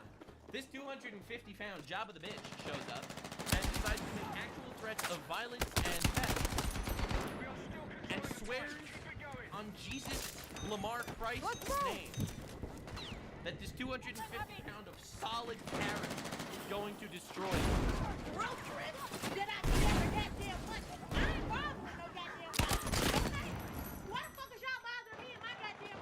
I don't know. Blame the Democrats that voted to shut down the government. Also, look, I shouldn't speak too much. I feel like if I speak too much, people are gonna get upset at me. But I'm not a big fan of the whole culture where everyone's so complacent. Really? You're so complacent that you deserve. You're entitled. You believe you deserve. Confused, did you just wake up, or is it late at night? This entitled bitch. Entitled to my tax dollars. Well, Oh, okay. I'm actually very happy that the government was shut down for the last. Did you sleep good last night? I'm just saying. I am actually pretty happy about this government shutdown. It just goes to prove that we actually don't need most of the government. Yeah.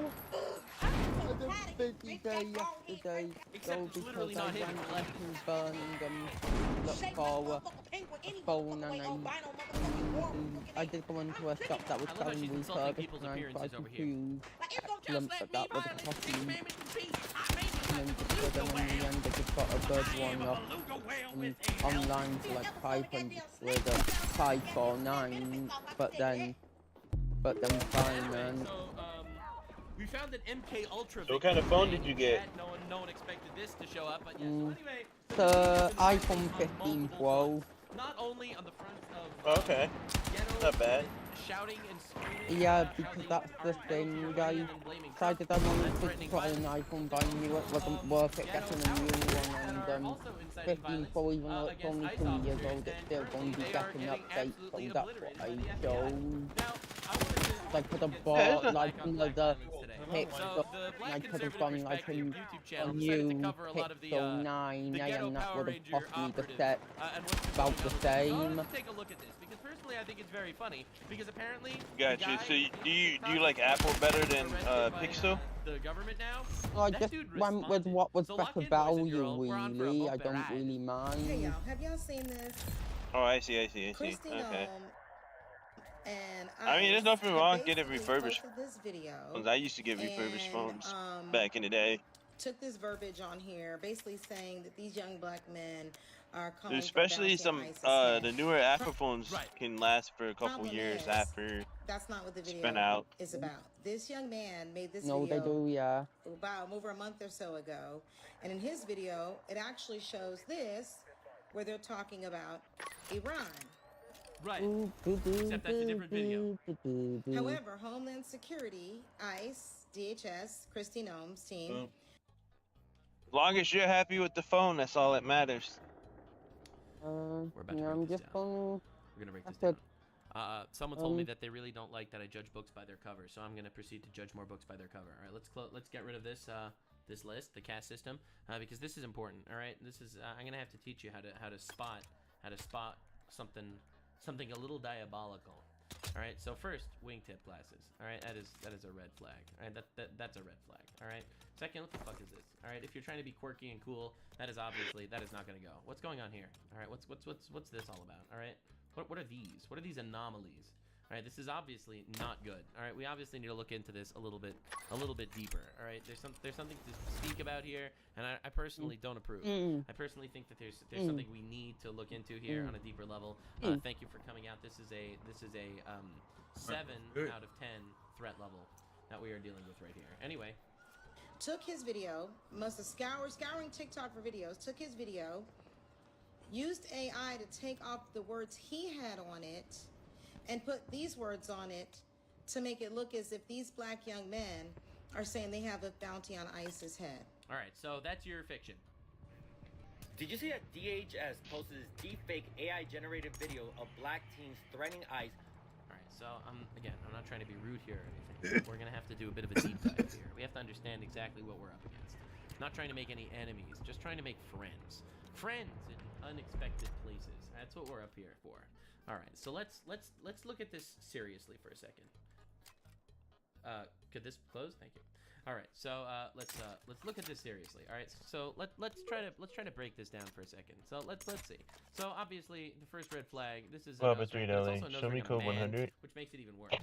All right, obviously this is even worse. What the fuck? What the fuck is going on here? You left the sticker on the bottom of the snapback. Yep, all the way back.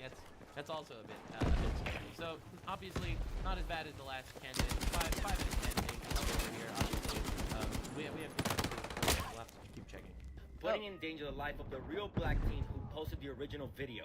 So DHS posted this fake video saying that black teens are planning to hurt ICE with the caption FAFO to the black teens. This whole video is AI. It was remixed. It's literally not.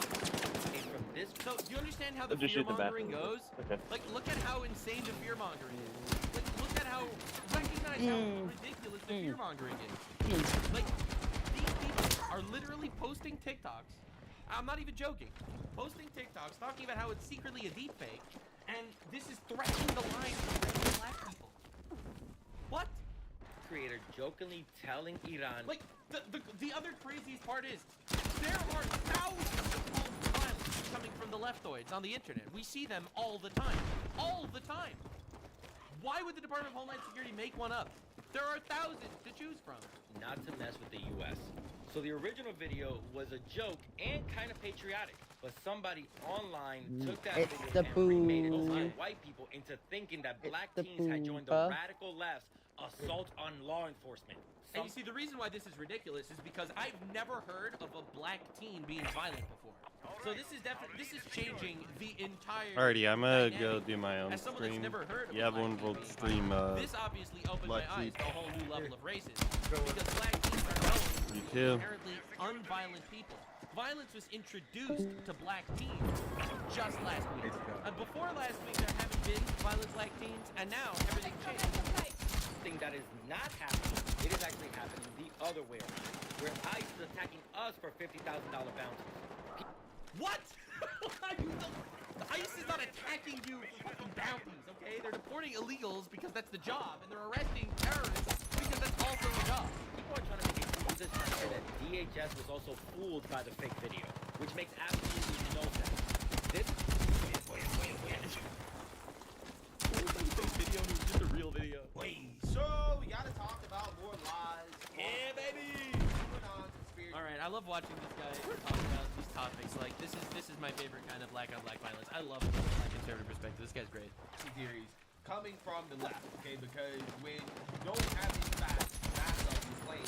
You just lie and you make stuff up, right? But the left lies and makes stuff up? That's ridiculous. That's another conspiracy theory.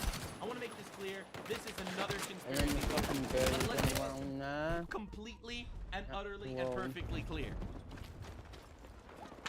Black teenagers committing crimes and the left making things up are two of the obvious, most blatant untruths I've ever heard. But now I just want to understand. I want to show you what we're getting here. All right, we have to. It's only fair. It's only fair to do this properly. Okay, and I have a beacon of fairness in society.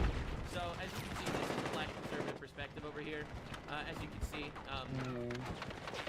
no nose rings, no tattoos on his face.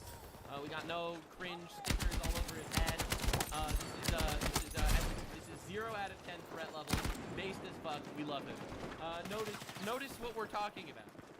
Here, the Trump administration is racist because the Trump administration is calling out and bringing attention to individuals who think that it's funny to threaten ICE, which is what happened to this black teenager who posted this video of what appears to be a threat towards ICE. Come on! Okay, this is bless that these hoes on my dick because I'm flying like saying ICE was word in the streets, cartels put a 50K bounty on y'all. Now again, it sounds like me. It is a threat. It is absolutely a threat. Of course it is. Obviously. And they got around doing this unpunished forever. Yeah, I mean, they're saying the cartels put 50K down on ICE. Okay, so Department of Homeland Security picked up on this and replied saying, F around, find out. If you threaten to lay hands toward our law enforcement officers, we will put you down and you will find out who did it.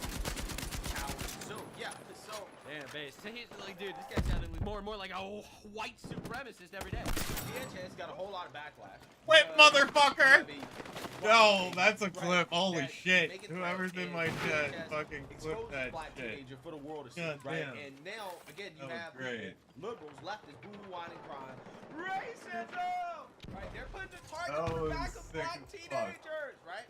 But you see, this is completely insane because black teenagers are known to have never done anything wrong, like ever, like statistically, like they're literally preying after possibly some of the most upstanding citizens in modern society, like statistically.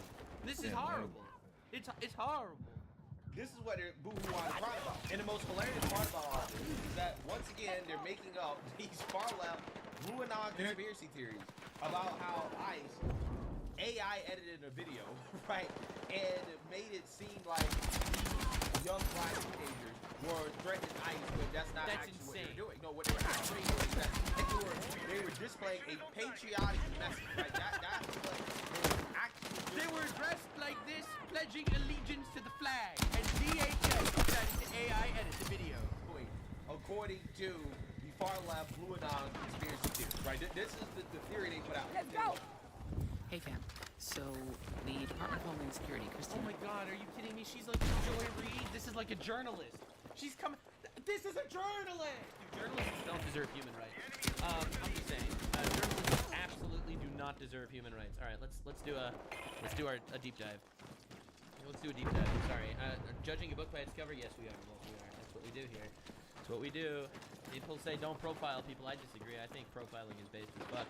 I do honestly. Like, they dress this way, it's for me to judge, obviously. Alright, so we've got her coat situation going on. It's literally not even sold out. Like, what are we doing? What are we doing? We got this, bald. Alright, so bald, obviously that's a threat. But also, the little amounts of hair that we actually have is dyed blonde or bleached or whatever the fuck. We got unnaturally long nails going on. So we have a lot to look at here, obviously. We have a lot to look at. Gigantic forehead. This is obviously something going on here. This is at least an 8 out of 10 threat level. I have to be real here. If I was being racist, I'd even say 9 out of 10. But we're not racist here. Gnome's outfit is now weaponizing social media against the American people and putting Americans' lives at risk. The Department of Homeland Security X-Twitter account posted this video purporting to show a group of young black men threatening ICE agents, saying there's a $50,000 bounty on your heads. And, you know, Okay, you know what? If we're doing this, we got to do it right. Look, man, I'm just saying, I feel like it's important to, you know, like I said, we're not racist, but sometimes you have to be a little bit racist. You know what I'm saying?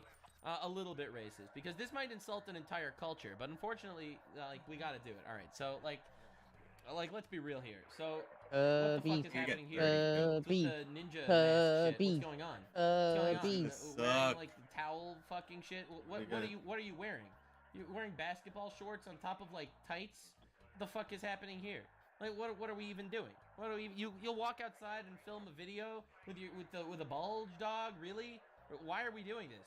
What is going on? You're wearing like a t-shirt, wife beater, cringe shit. Like, you're surrounded by guys with like afros and beanies. Like, what are we doing here? There's also the whole, you know, $50,000 bounty.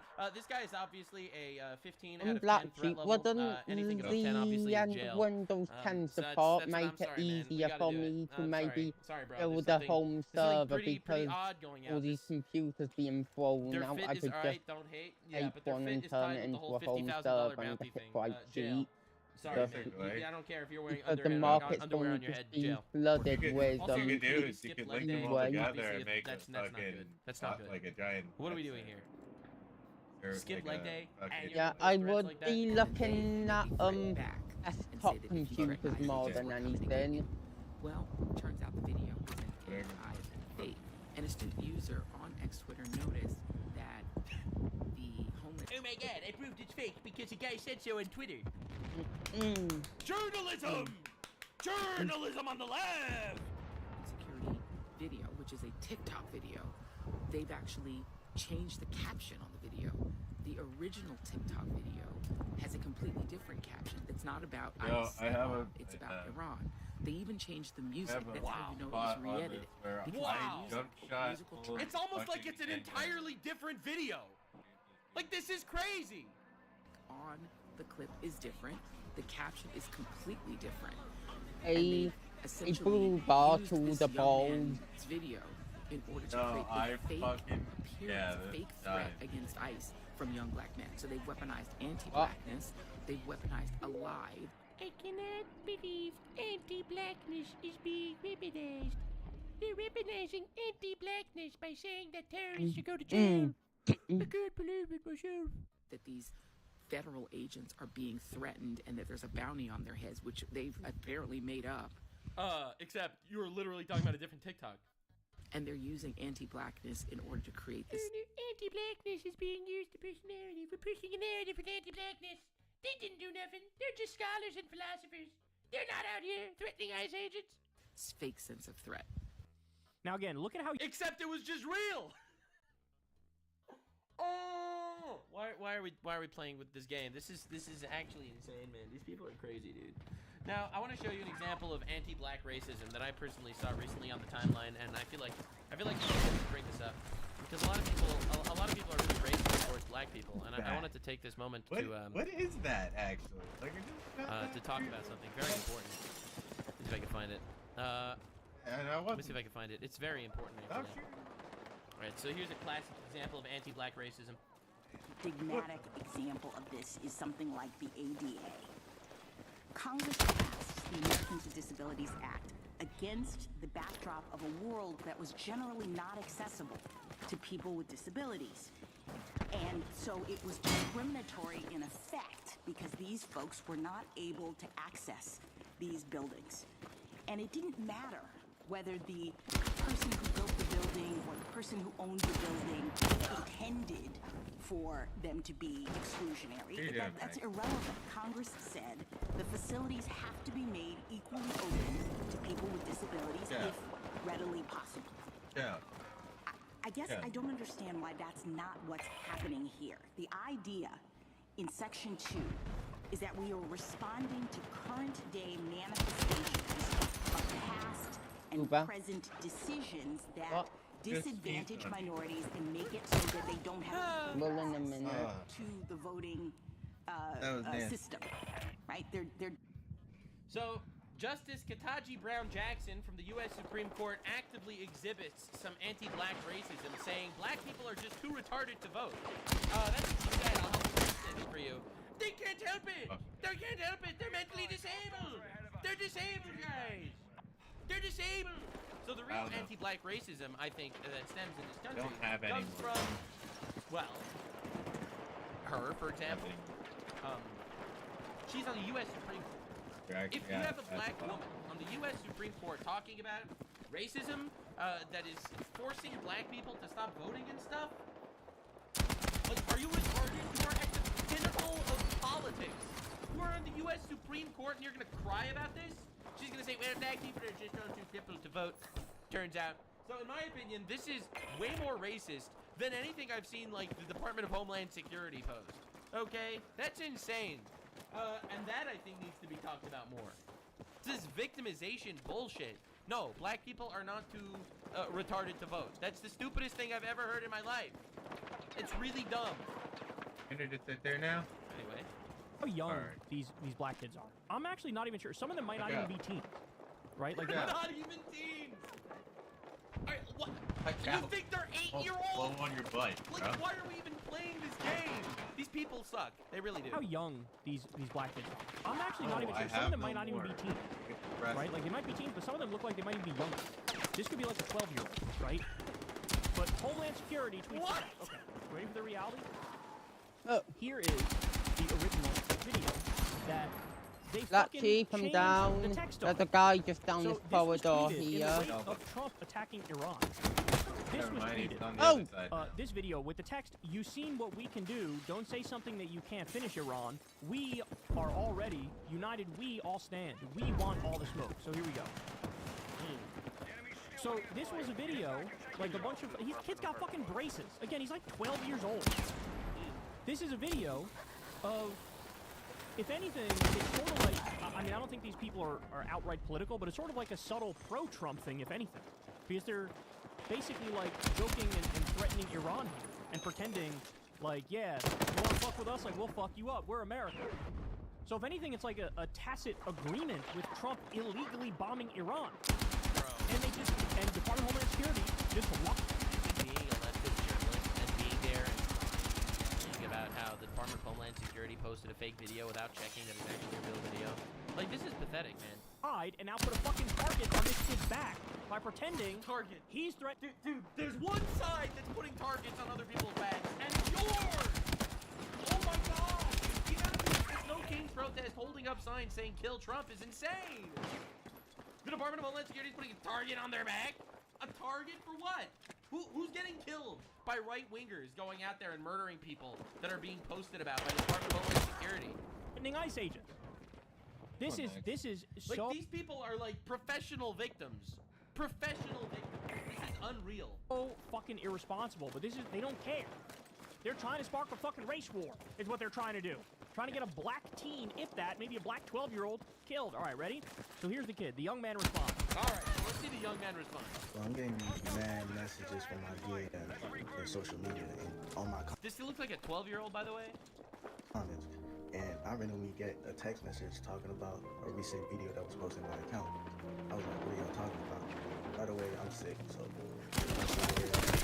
I get threats daily on IG and everywhere all over my social media all of a sudden due to an old video I posted months ago about Iran. Iran, that was not to be a threat, it was literally a real threat. Like, seriously, it was possible. Anyways, once I seen that video, that was What the fuck? And I was like, what in the actual fuck is this game, like, ago, right now? And I seen the caption. Holy shit. And then I was like, wait, I didn't do that. I still got the video saved on my draft from months ago on TikTok, bro. I was like, I'm gonna pull it up right now. Now, here's the fucked up part. The federal government is involved with something that I didn't. What? So this is what they reposted on TikTok, that video got taken down. So here's what they reposted on their page. Now, that video was going crazy as hell on Twitter, bro. No! Now I'm a threat to the government or something that I didn't do, bro. Now I'm being called a wannabe YN, wannabe gangster over a video that I didn't caption or I didn't post. So thankful my followers for letting me know about this, because seriously, this is getting out of hand. Like, literally, this is going crazy. Viral on social media right now. Probably might end up, my apologies for that contradiction and rumors from happening. I know my First Amendment, but I did not post that video. So to clear that out, I did not post that video, and I apologize for all the rumors. Oh no, this poor guy. They smeared this kid and they defamed this kid, and now he's got to come out and be like, "Wait, I didn't say that. I didn't do that. It was a joke video against Iran." Think about how crazy this is. That is crazy. Like the lack of accountability. Wow, incredible stuff. Absolutely incredible stuff. Is this not insane? Is this not crazy? This is complete insanity. Oh my god. Was he framed? This is the question. Kyle Kuklinski said that young black teenager looked 12, right? That young black teenager looked 12 It's years old. literally a That child. should tell you everything you need to know about this guy's judgment, right? Just how out of touch with reality leftists are, because you probably should not believe young black teenagers, right? Let's keep it 100. Let's keep it all the way 100. It is probably not a good idea to believe young black teenagers. Yeah, I know that sounds controversial, right? I know it sounds quote unquote racist, right? But I'm just giving you some life advice, right? If you want to survive, okay? If you want to survive, if you want to end up not being robbed or killed or murdered, you might not want to believe these young black teenagers, especially the ones that look like YNs, okay? I'm just saying that's just the reality of the situation, okay? Is basic survival. Because DHS actually has the receipts to prove that they did not AI edit the video, and that Is this kid not was lying, crazy? okay? claiming that his account got hacked or whatever. No. DHS came out and said, we have the receipts. This young man posted violent threats of murder against our law enforcement. He then deleted I forgot I had when myself muted. he was called out and My bad. attempted to deny all wrong. We have the receipts. The internet is forever. The willful ignorance and intentional blindness by leading Democrats to the massive increase in violent rhetoric against our agents due to their actions is both disgusting and disappointing. Violence against our agents and officers must stop. Yeah, so this guy did in fact post a video, right? This is the original video. Oh, Max. Okay? One more snack. It had all your likes, all your comments. Oh, that's rough, buddy. Yeah. And notice how in this video, right? Yeah, they're literally wearing different clothes. Oh my God, there's losers. People are freaking losers, man. It's crazy. Like, look at this video with the threatening ice agents. You have the dude in the back with the red beanie. Then you have this dude over here in the video with the Iran video. You don't have red beanie guy in the back. Sorry. That's crazy. Oh my God. It's almost like it's an entirely different thing. And all these people, like, think about how bold it is. Think about how bold it is that this dude decided to make a response saying they made up a whole video about it. Oh, fuck. And people bought it. Like, 2 guys came up the stairs, I killed one, but then one of them killed me. Where he posted, we're on the way, we're in the street, cartels put 50K bounty on y'all. Notice, particularly this guy in the background here. This guy is not the same guy in the background right here, right? So there's 2 different backgrounds. It's different videos, obviously. Like, this is the craziest thing. You don't need to be like some sort of internet detective, okay, to be like, I'm gonna analyze the pixels and it's like it's such an obvious fucking different video. It's so obvious that it's a different video. And every single leftoid, from Joy Reid to Kyle Kalinsky, whatever his name is, they've all come out together. They've all come out together to talk about how ICE is weaponizing propaganda to incite violence against innocent black people. Is this not crazy? This is crazy. It's like we would not believe the facts in front of our eyes. These are 2 separate videos. This is not AI edited, right? This guy posted 2 separate videos. He ended up deleting this video because he got a whole lot of backlash and then tried to say, oh no, this is what I actually posted, right? This is what I actually posted and everything else is fake. Even though we know for a fact that he posted this video, okay? And this has been verified by even the pro-blacks, right? Even the pro-blacks, okay? The so-called FDA who tried to defend this guy, even they came out and said, yeah, this dude is definitely lying, right? He definitely posted that video. The American Freedmen Legal Fund, again, these are the same people that are defending Carmelo Anthony, right? So you know. You have to understand how insane that is, right? Carmelo Anthony is the killer. He's the guy that killed a white guy for no reason. And they literally started running defense for him. Or he's been drunk there. Okay. Do you understand how crazy that is? Even they're like, yeah, no, this is not true. There's nothing we can say. Can't say anything. They've now got the building. Carmelo Anthony, which, by the way, there's zero evidence whatsoever, okay, that Carmelo Anthony acted in self-defense, right? But they're claiming self-defense, okay? They're defending this guy. They're basically acting as his legal team, okay? Even though they're not really, but that's what they are. That's what they're trying to do. Is they're trying to grip off of it, right? They originally came to the defense of this young man, right? They believed the young black teenager until they did their own research and they found, wait, this black teen is lying, right? After a closer review of the overlay and watermark alignment, it's an obvious different thing. That the TikTok video in question is authentic and belongs to his account, Florida named Jit. The watermark sits above the caption text, confirming that the post originated directly from TikTok and was not externally altered. Transparency and accuracy always comes first. Yeah. So again, they try to defend this young man, right? But then they did their own research and they found out, oh wait, young man is lying, right? As always, right? Every single time. Every single time. This person says, thank you for your honesty. The video he played that was altered by DHS is a different video. You can clearly tell by the people in the background being in different positions. He was also reported on TikTok for the ICE video and liked some of his comments underneath the video. Also, how can he say he was tagged someone posting it on his account and later could say DHS one of his old videos and altered it. He contradicted himself. Which one really happened? Yeah, so again, they have screenshots of this guy liking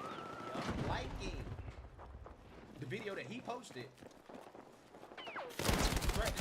Right? So again, we got receipts. We got infinite receipts. Infinite receipts. Holy crap, it's so obvious. Oh my god. This is crazy, dude. Screenshots, right? We got screenshots. It got reported. People reported the guy, right? So all the proof is there. All the proof is there. But again, these lefties, right? These lefties, they ran with this narrative. Oh, this young black teenager is targeted by ICE. They're putting a target on the back of young black. Oh God, this administration is so racist. They're so racist, right? Turns out they're the ones who are the fools, right? They're the ones who got hoodwinked, straight, run them up, right? It wasn't DHS. They got fooled, right? The leftists got fooled because they decided to believe this black teenager, okay, who, again, you're talking about a guy. We're talking about a guy who's threatening ICE agents, and you're going to take his word for it that this didn't exist when there's infinite proof that it did exist. Now, it's dangerous, to be honest, and I don't think it should be taken lightly at all, to be honest, and I'll explain to you why. Because that's the entire media. The entire media sphere is literally just lying to you. It's lying to you that innocent people are getting swept up in ICE raids. And it's lying to you that innocent Americans are just getting arrested because they're black and brown. And they're lying to you when they say that it looks like the Department of Homeland Security is just putting the targets on the backs of innocent black people. Like, this is all part of a gigantic campaign to paint the right as Nazis. That it's part of the same campaign. And it worked on so many retards. Dude makes TikTok. And here's the thing. I'm not sure if they're dumb or if they're just intentionally slandering people for the sake of inciting political violence. I'm not sure. Again, posing like a criminal, right? Posing like a YN, right? Like an agent of chaos, okay? And then he wants to get mad and upset and wants to act shocked, Pikachu face, that people are interpreting the video in a violent way, right? Like this is violent. No, they're putting a target back. I can't believe it. Imagine putting a target on the back of an innocent man. Says the leftoids right after putting a target on innocent men. Right. Why run around looking like this? Right? Why do you even want to be associated with this type of stuff? I don't understand why these young kids think that this is cool, right? To look like this, right? To pose like this. Okay? Again, you look like trouble, and you're reinforcing stereotypes. You're reinforcing stereotypes. That's one of the main reasons. If I had a son, I'd never let him grow out his hair. I would never let my son grow out his hair to look like these guys, right? Because again, you just look like trouble, right? you're just reinforcing stereotypes. That's all you're doing. Okay? So, anyways, Brad Palumbo, who I believe is a conservative lady, right? He also one of these people that accused DHS of manipulating the video. He says, I was wrong to accuse DHS of posting manipulated videos. It turns out this guy recorded two very similar videos. He now claims to be back, and that's how the video got posted. That's highly unlikely. Yeah. So, again, we all know what happened, right? He deleted it, okay? After he got a lot of backlash for it. And then he wanted to act innocent, right? Because DHS had exposed him. And these leftists came out here and they ran with his narrative, right? That the video was AI edited, that they're attacking young black teenagers. And it turns out that the young black teenager was lying. And how many times have I covered stories like this? How many times have I covered stories where you have a young black teenager, okay, been accused of something, credibly accused of something, they lie and say they didn't. And then the media and the personalities and the leftoids run defense because that's how they were programmed. They were programmed to literally run defense for people immediately. Like, that's the craziest part. Like, it's a programming thing. And it's because of this that, we're literally suffering here in a society. We're suffering where you're not allowed to even mention the fact that, 13% of the population is committing 50% of the crimes because, honestly, the media is running defense for them constantly. Constantly! Oh, it's fuck! almost like they want to kill us. And then you got these leftists that defend these young black teenagers, and then it turns out that young black teenager was lying, right? Again, happens every single time. And these people just never learn. They don't care, right? They don't care about being wrong. Leftists do not care about being wrong. They don't care about. They want to be wrong because they're propagandists, because they're communists, because this is the subversive communist overthrowing of the government that they so badly want. It is exactly part of it. And you know what? I am going to crash out a little bit harder here because I am so frustrated of the fact that you have the government, all right? You have the government, the leftists in the government, okay? Look at it. The leftists in the government shut down the government, okay? SNAP food stamps will be cut off after October because of the government shutdown, because of the leftists. You know what the immediate response is? Well, the immediate response is absolute degeneracy. Lock y'all cars at night, lock your cars, lock your house up. If you one of the people that just leave your car unlocked, parked in your driveway, you better lock it. With the food stamps being gone and people not gonna have people gonna eat, okay? Nobody's just gonna, this is 2025, nobody's just not gonna eat, food stamps, I'm telling you right now, even with the government shutdown and the food stamps and stuff being gone for next month, and it's gonna affect everybody, there's gonna be a lot of stuff going on, okay? I'm not even gonna talk about it too much today. You know what's about to happen. Lock your cars, lock them. Basically, what she's saying is, it's a threat, we're gonna rob your shit because we can't be bothered to get a job and we have to live off government handouts and your taxpayer dollars. Again, I know that this is obviously such a sad thing, it's such a sad thing to say, like to make fun of poor people and stuff, but get a fucking job. You are not entitled to anything. Like, dude, people are getting real comfortable at all these social benefits, aren't they? All I know is if I don't receive my benefits this month, the food stamps, my benefits that I am entitled for, your taxpayer dollars. I am entitled to that. I feel bad for the motherfucking shop, right? All right, that's a threat. I will just be rolling my cart out that bitch like I paid for it. But I guess the card just didn't work this month. It'll work next month. I owe y'all now, I guess. Cause I'm gonna be eating Thanksgiving. Fuck you talking about? I'm eating for Thanksgiving. I don't know what the fuck they talking about. And I'm having turkey, ham. Not only am I gonna be living off your dime, but I am also gonna be living good off your dime. All the good shit. Fuck that shit. Yeah, get a job. Get a job. Why are these people allergic to jobs? What's going on here? What's going on here? And people are gonna start, I'm telling you, this is gonna be a thing. People are gonna start, instead of stealing groceries from the stores, they're gonna start watching people go to their cars. And they're gonna take all of their groceries. And you know what? You're threatening just robbing people and robbing stores? This should not be That'd be accepted the most in annoying society thing for the to record. have to All right, I learn. want to make this really clear. This should not be accepted in society whatsoever. something that, Thou shalt like- not steal is a pretty basic core tenet of society, of Western culture, and of the Ten Commandments. You don't have the right to any of this. You should. You're not.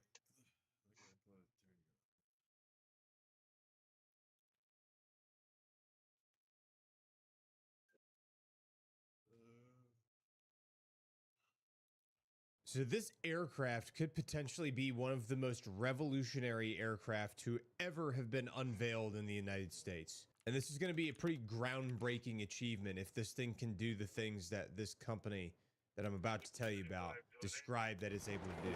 Today we're going to talk about the XBAT, which was unveiled by Shield AI on October 21st of 2025 at a private event in Washington, D.C. And this thing represents literal groundbreaking leaps forward in military aviation technology. And so far, the company's billing this as the world's first AI for pilot. a bit. You guys will probably be off, but I gotta charge my phone. Fighter jet. The All right, XBAT later, is supposed guys. to be a stealthy, jet-powered, Bye, autonomous confused. combat aircraft Bye. designed to deliver fighter-class capabilities from All right, virtually later, any Blaqksheep. location on Earth, Later, other dude. be it a remote island, a cargo ship, or an austere landing pad without the need for traditional runways or extensive infrastructure. Now, the company Shield AI has a tagline called, quote, "Earth is our runway," which essentially encapsulates its core philosophy, which is enabling dispersed, resilient, and persistent air power in contested environments, particularly against peer adversaries like China in the Indo-Pacific theater. Now, this compact, modular platform uses advanced autonomy, low observable stealth, and multi-role versatility into a system that promises to reshape how air forces generate combat effects at a fraction of the cost and risk associated with manned 5th-generation fighters like the F-35. Now, one of the ways they're planning on doing this is by prioritizing runway independence, long-range endurance, and full-spectrum autonomy.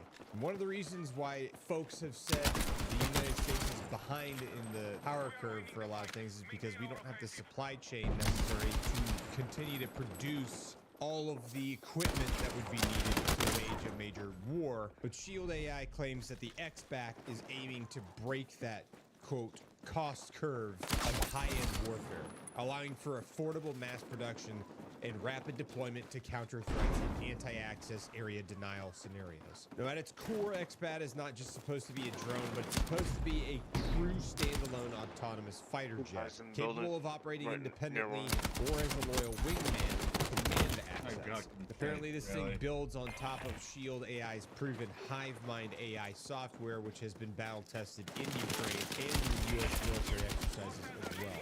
Now, they have a smaller version of this thing called the MQ-35 VBAT, which is a tactical drone that's a little bit smaller in nature, closer to the same size as like your average FPV drone. But this X-Bat is supposed to be a scaled up version of that, essentially. Now, this scaled up version, the X-Bat, is supposed to be a Group 5 unmanned aerial vehicle that blends the agility of historical vertical takeoff landing technology like the 1950s Ryan X-13 Vertijet with modern jet propulsion, computational fluid dynamics, optimized aerodynamics, and edge computing autonomy. Now, they unveiled this thing right at a good time where the U.S. military has a significant interest in collaborative combat aircraft, like you've seen Lockheed Martin Skunk Works unveiling, like you've seen a bunch of other, tactical defense sector corporations unveiling. And the X-Bat is going to position itself as a disruptor in the $20 to $30 million unit cost bracket, targeting both Air Force and Navy needs while emphasizing a life cycle cost that is 1/10 of that of legacy fighters. Now, the X-Bat's airframe is a master class in efficient modular engineering optimized for transportability, survivability, and upgradability. It measures at approximately 26 feet in length with a 39-foot wingspan and a height of about 4.7 feet. It's roughly 1/3 the size of an FA-18 Silver Hornet, allowing 3 X-Bats to occupy the deck space of a single legacy fighter or helicopter. So you get 3 of these for every 1 legacy fighter jet space on an aircraft carrier or anything like that. It's got a plan form that's been described as a, quote, crank type, which is a tailless diamond-shaped wing configuration. And what this does is it enhances its low observable stealth profile while delivering a high lift to drag ratio for fuel-efficient long-range flight.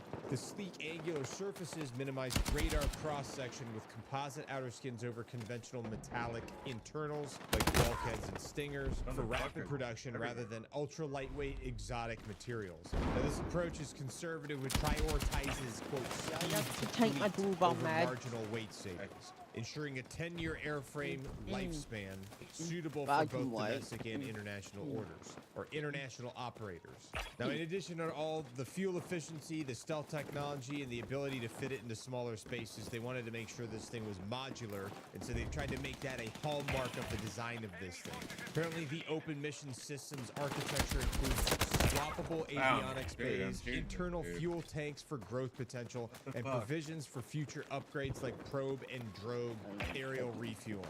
The wings fold for this thing to make compact storage easy in a 40 by 14 by 6 foot transport envelope, fitting easily on trailers, ships, or even containerized cargo vessels.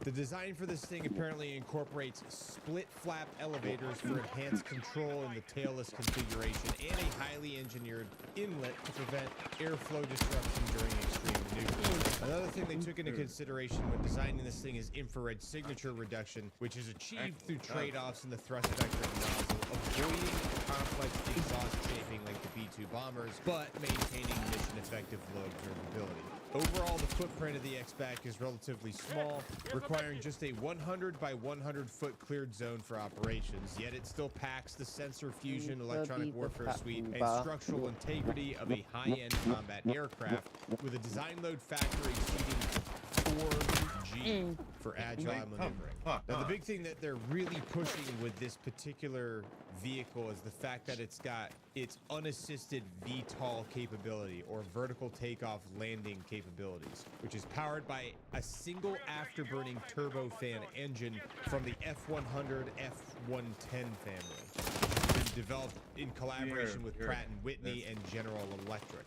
Currently, this, quote, F-16 class engine delivers a thrust-to-weight ratio greater than 1.0, enabling vertical takeoff without auxiliary lift fans, tilt rotors, or rocket-assisted takeoff systems, unlike the F-35 Bravo's complex shaft-driven setup or the MV-22 Osprey's tilt rotor. The engine's three-dimensional thrust vectoring nozzle, which is derived from the late 1990s F-15 active program, provides precise control for transitions, allowing the aircraft to sit tail down on a mobile launch recovery vehicle, essentially an articulating trailer with a blast shield. And when they talk about mobile launch recovery vehicles, it's just like a thing that it could like latch into and like sit right on. Like what you see, you know, spaceships that NASA's about to launch, or that's, you know, SpaceX is about to launch. They have like their launch mechanism that they sit on, and then they can launch from there, right? Now the vertical takeoff landing sequence of this thing is 2 phases, and it's pretty crazy. So let's talk about that. So phase 1 involves a vertical climb to about 1,649 feet using full afterburner for liftoff, guided by GPS independent navigation and control algorithms adapted from the VBAT, which is the smaller version like we talked about earlier. And then the aircraft then executes a, quote, Cobra maneuver, which is a rapid pitch up to horizontal orientation. And it does this by leveraging thrust vectoring and split flaps to maintain stable airflow at 90-degree angles of attack. Now, phase 2. Phase 2 shifts to wing-borne cruise with the inlet design ensuring no, quote, blanking of air during transition. Landing reverses this. The X-Bat reorients vertically, descends tail first on dry power, no afterburner to minimize ground heat and leverage reduced weight from burn fuel, and engages a recovery hook on the landing recovery vehicle, which was inspired by the Ryan X-13's 1950s hook and cradle system, but enhanced with modern precision. Now, this runway-independent design decouples the X-Bat from vulnerable air bases, enabling launches from littoral combat ships, amphibious assault vessels, unmanned surface vessels, or even improvised pads, and can be launched from very small locations without needing large amounts of space prepped for runways and things like that. There are some amphibious assault vessels that can carry up to 60 of these units on their deck at one time. Multiple landing recovery vehicles per aircraft allow theater-wide pre-positioning, turning non-traditional platforms into de facto carriers and complicating enemy targeting.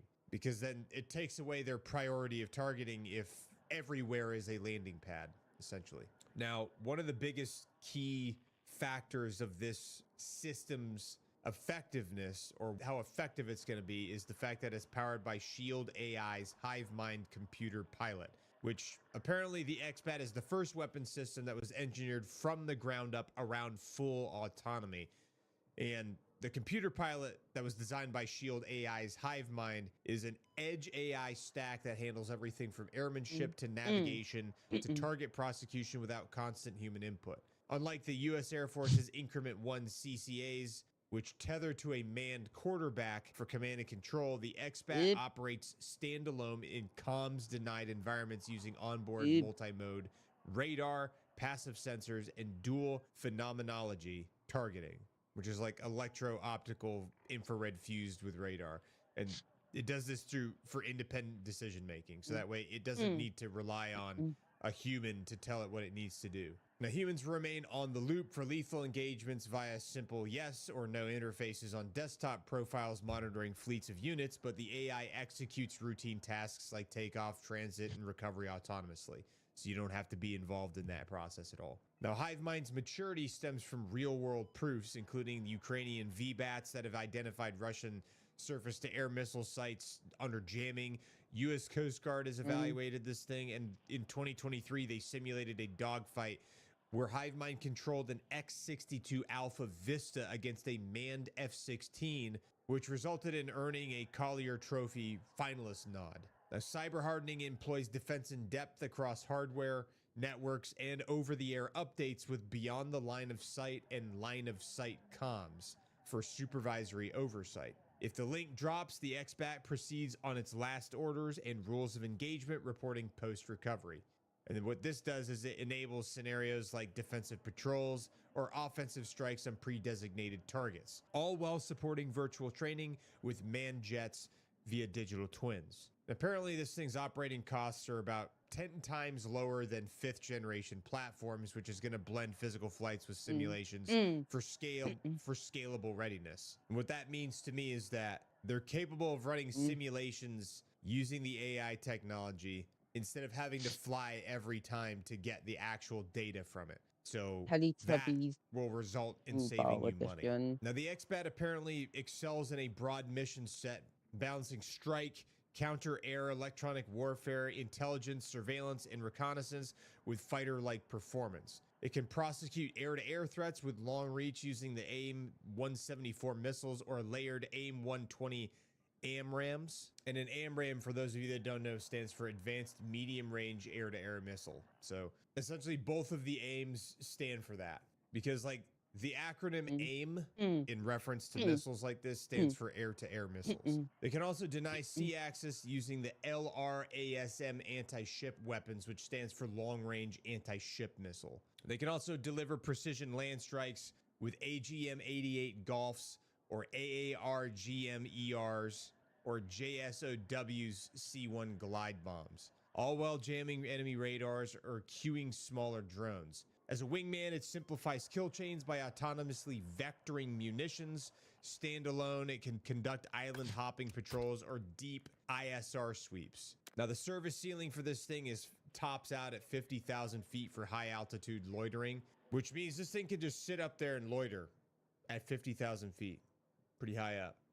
And it's got high subsonic dash, which supports rapid response. They've got stealthy internal bays that preserve low radar cross-section for penetration, while external hardpoints allow big stick loads for permissive environments. Essentially, the XBAT can turn small logistics footprints into outsized combat effects, which enables persistent presence where runways, tankers, or pilots cannot reach. Allegedly, this thing has a range of over 2,000 nautical miles maximum, including weapons at approximately 1,000 nautical miles as a combat radius. It's got efficient high-altitude cruising and scaled-down engine optimization, which far surpasses many of the other collaborative combat aircrafts. And the engine optimization is going to go a long way, especially if this thing's operating in the Pacific theater and, you know, doing stuff spanning all of the island chains in the Pacific, because there would be a lot of traveling involved if it needed to go from island to island throughout the whole Pacific, which is just a massive area to operate in. This thing cruises at high subsonic cruise speeds and dash, with thrust vectoring enabling superior high altitude turns despite the tailless design. It's not 9G hyper maneuverable, but it's agile enough for 4G loads. Now, like I said, the ceiling for this thing is about 50,000 feet with thrust to weight advantages for quick climbs and energy management. And it was designed for extended loitering with fuel-efficient transitions, minimizing the vertical takeoff landing penalties. Now, a little bit of backstory about the Shield AI that's running this thing. Now, Shield AI kicked off the XBAT development around early 2024, led by Armor Harris, who's ex-SpaceX and a Falcon 9 vertical landing expert. Now, in developing this thing, they drew some of the concepts from the VBAT, VTOL, and classified big jet autonomy programs, and the team conducted early risk reduction, including engine ground runs, wind tunnel AOA tests, RCS hull modeling, and structural prototypes. Now, they first started teasing about this thing at the 2025 Paris Air Show, but the full reveal featured a scale model and animated video, which was unveiled, like I said, on the 21st of October. Now, Shield AI established their own credibility by their VBAT deployments with Marines and Ukrainians, their combat collaborative aircraft selections with Anduril, and things of that nature. They've got production partnerships already established, and they're pretty eminent, with a dedicated factory for high rate output. Now, compare this thing with the F-35. This thing has a relatively comparable multi-role punch at 1/10 the life cycle cost, with vertical takeoff landing, freeing it from runway vulnerabilities. And apparently, if you compare this thing to Anduril's Fury or General Atomics YFQ-42 Alpha, from what they're claiming, this thing has superior standalone autonomy, speed, stealth, and vertical takeoff landing, not needing any man tether required for it. And when they compare it to their own VBAT, they've described it as a scaled-up jet power for strategic reach. Apparently, this thing is going to be echoing the F-16's affordable excellence, but it's going to be unmanned, outstripping Boeing and Sikorsky vertical takeoff landing concepts, integration, and cost. Now, as far as plans for the future, they're planning initial vertical takeoff landing demonstrations in fall of 2026, with all-up flights in 2028, and operational validation soon after that. Some of their plans include refueling probes for unlimited range, weight optimizations, and combat collaborative aircraft increment 2 bids. Some of the contracts are expected in 2026. They're also going to have a factory ramp up and partner announcements that are going to enable mass production, integrating with naval operations. Either way, this thing definitely looks like something you'd see out of Star Trek or Star Wars or any number of science fiction films, and it's going to definitely revolutionize combat collaborative aircraft warfare in general, which everything seems to be going towards drone technology. And if this thing is able to operate on its own without even needing a manned aircraft nearby, and you can just send it out to go do missions, that's huge in and of itself. And then plus, if you're able to make it 1/10 the on the roof cost to again. operate this thing, as you would an F-35, say, there's a lot of potential. There's a lot of potential with these things. Plus, the fact that it can vertically take off and land on small platforms in austere locations that might be, you know, denied areas. I think this thing's going to be really cool to see what they're able to do with it. And I'll be curious to watch the tests when they start actually conducting the tests. Because it's one thing to claim that this thing can do everything, but until people can see it with their own eyes, it's just a dream. But I want to believe. So I guess we'll wait until 2026 when we start seeing the vertical takeoff landing tests. And when we see that, it's gonna be pretty freaking cool. Oh fuck. What's up?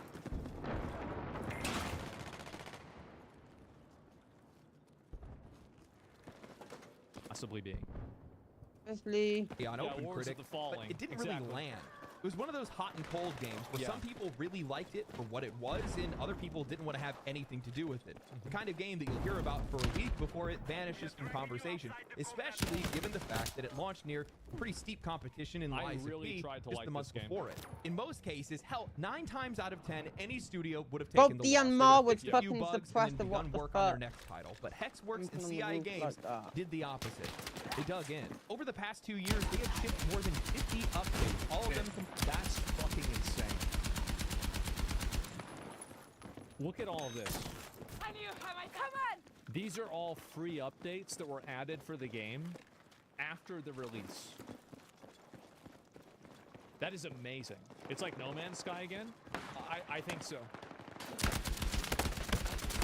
Completely free. They've reworked performance, revamped the controls, they fixed And bugs. also, like, keep in mind too that they released this huge patch with a sale on the game for like 40% off or something like that. It was a massive discount.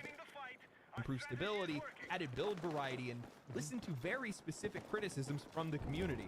Things like stamina balancing, boss scaling, mob density, co-op stability. It's rare to see a developer actually chip away at a game like this, not for press, not for hype, not for anything other than just wanting to make the game better for the people that bought it and for fans in the future. Well, also, like, real quick, this is Oh, good the for their guy's just on the business. fucking roof. You can't develop a relationship with a customer Process base them if you with just fucking continue sniper. releasing bad products. So if, like, theoretically, like, they're eventually probably going to make another game, right? And when they do make that next game, this game will be the frame of reference for the next game.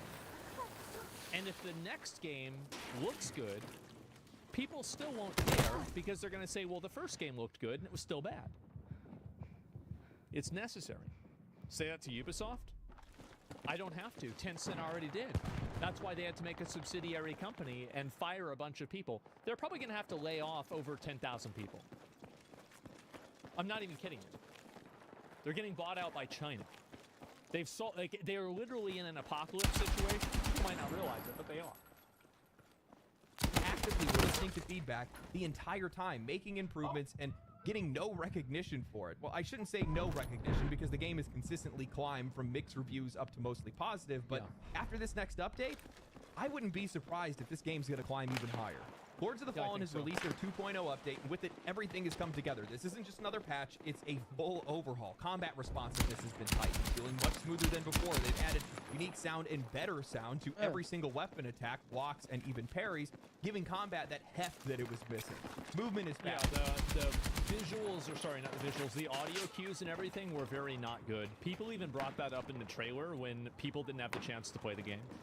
Faster dodging is cleaner. They added a dedicated jump button for Good sniper on that roof again. It's more intuitive now. The jump used to be like in Dark Souls 1 where you had to be running in order to jump. And you also, like, remember what I was talking about with the platforming thing on, like, the side of the mountain? You had to be making these running jumps while you had these casters attacking you with range things that would knock you down. It was so annoying. Getting stuck on environmental like objects hard in all the anymore. wrong ways. Heck, they've even gone as far as adding a new guidance mechanic for the umbral lamp that allows you to navigate yourself when lost. I mean, they have quite I forgot about that when I was lost in this game for 2 hours. I wish I had remembered. Literally attacked every single major criticism of this game here. Visually, the game is even sharper. They've revamped their UI, they've improved their character creator, allowing for more masculine and feminine character designs as they've requested by their audience. And honestly, I still think this is probably one of the best uses of Unreal Engine 5 to date. From the texture This looks amazing. Really, this looks fucking awesome. Detail to the lighting, to the fact that the entire game, though linear, renders the entire world all at the same time. It's gorgeous. But here's where things get really interesting. They have added a genre-first system, which they're calling the Free Friends Pass. You can now invite a friend who doesn't own the game to come and play the entire thing with you co-op. No trial, no demo, the full game. You can play together, you all get to keep your loot, character progression, and eventually, if they want to pick up the game for themselves, well, they can pick up right where they left off. Now, I'll be honest. Holy fuck. God damn. With you guys, there's no skill in making Unreal 5 look good. No, that's not true. I think there's plenty of shitty things in Unreal 5. Skipped this game at launch. I had watched a few reviews. I saw the performance issues. I'd heard the complaints about map design, the combat. I watched Asmongold pull out what was left of his hair while he was being overwhelmed by too many enemies, and I just didn't want to deal with it. I was still working in construction at the time. Didn't really have. He's still up there with the fucking sniper. Something in fucking stairs. Man, we'll talk a little bit about the game. Yeah, what are your thoughts so far? I think the game looks great. It's a great looking game. The area that I did, not this area. Oh! Let me move away from the whispers. It's kind of annoying. Man, you did them dirty. I did. I had such a bad time on this game. A lot of hours to burn, so I figured I would circle back to it if things ever got fixed. Yeah. And they did. And more. A lot more. I've been playing it, and while Lords of the Fallen still has some rough edges, the narrative is relatively thin and not particularly well delivered. You still come across some random visual bugs here or there, like my cloak breakdancing around my neck. Enemy telegraphs can be a little inconsistent. Boss fights don't always deliver the impact that you feel like they should. Some of them definitely do. But there is something incredibly charming about playing this game. It's like they accidentally created their own sub-flavor of the Souls genre. Something faster. I don't even necessarily agree with a lot of that. I think the game plays pretty well. I don't really give a fuck about the story that much. There's like some demon and he's bad, and then at the end he tells you he's good and they're bad. Okay, that's about it. I mean, fuck, it really didn't seem that complicated to me. Boring bosses. Yeah, that's just bullshit, that is. So the only thing about this is that I wish there were more bosses. I like the bosses. I think the best boss They were all in the on the game fucking. There's like two on the roof with like snipers and like DMRs with like silencers. Had the brother and I forgot, it was like Thancred or something like that. I think that was probably the best boss. But other than that, I don't know. No spoilers? Why'd you spoil it? Spoil what? What, that there's a demon? You know that the first 5 minutes of the game. More consumable, less punishing, but still engaging, leaning much harder into the fun of these games rather than the difficulty, though the game isn't without challenge. Lords of the Fallen doesn't really ask for your full emotional or mental investment. You said he's good? Well, he tells you he's good. I don't know if he's good or not. If he's red, he's bad. The devil's red. I killed him. Teletubbies on your head? Yes or no? I didn't believe him. What are you gonna do? You gonna believe the devil? Fuck that. Teletubbies in your bed? A game Yes like or this, or yes? at least like a lot of other Souls-like games do, you're not constantly on edge or feeling drained after every fight. There is a much lower mental barrier to entry here, something you can actually relax into while getting your Souls-like fix. There is something incredibly satisfying about shredding through a game like this, and even when I do hit a tough boss or a challenging section of enemies, I never feel stuck. I overcome it after a couple of tries and I move on. It's kind of nice to play a game like this that doesn't make me want to throw my controller through the wall. Yeah, I think this is a big problem that a lot of Souls-like games are beginning to have, is that the genre for the games has become so experienced and so skilled at playing it that they now want increasingly harder games to be made in order to continue to, like, basically appeal to them. I feel like my and cat's I think staring that's at my a huge, like, big problem. At least one. Because every single new Souls-like game that comes out that's built for people that have beaten Lies of P on New Game Plus 1 or 2, this game is completely unapproachable for a new player. Totally unapproachable. And whenever I say, like, totally, of course there are some people that play it and it's fine, but I'm talking about, like, on an average. Make a perfect game, but they made something interesting, and more importantly, they never stopped trying to make it better. In a time that so many studios are content shipping broken products and never fixing them, maybe patch it once or twice and move on, Lords of the Fallen feels like a genuine passion project, something that they never wanted to give up on, and one that keeps getting better every time that we come back. In most cases, this game would have been long abandoned by now, but Hexworks and CI Games never gave up on it. They really wanted to make sure that this game would work, and honestly, they did it. They pulled it off. There's something in that not wanting to give up.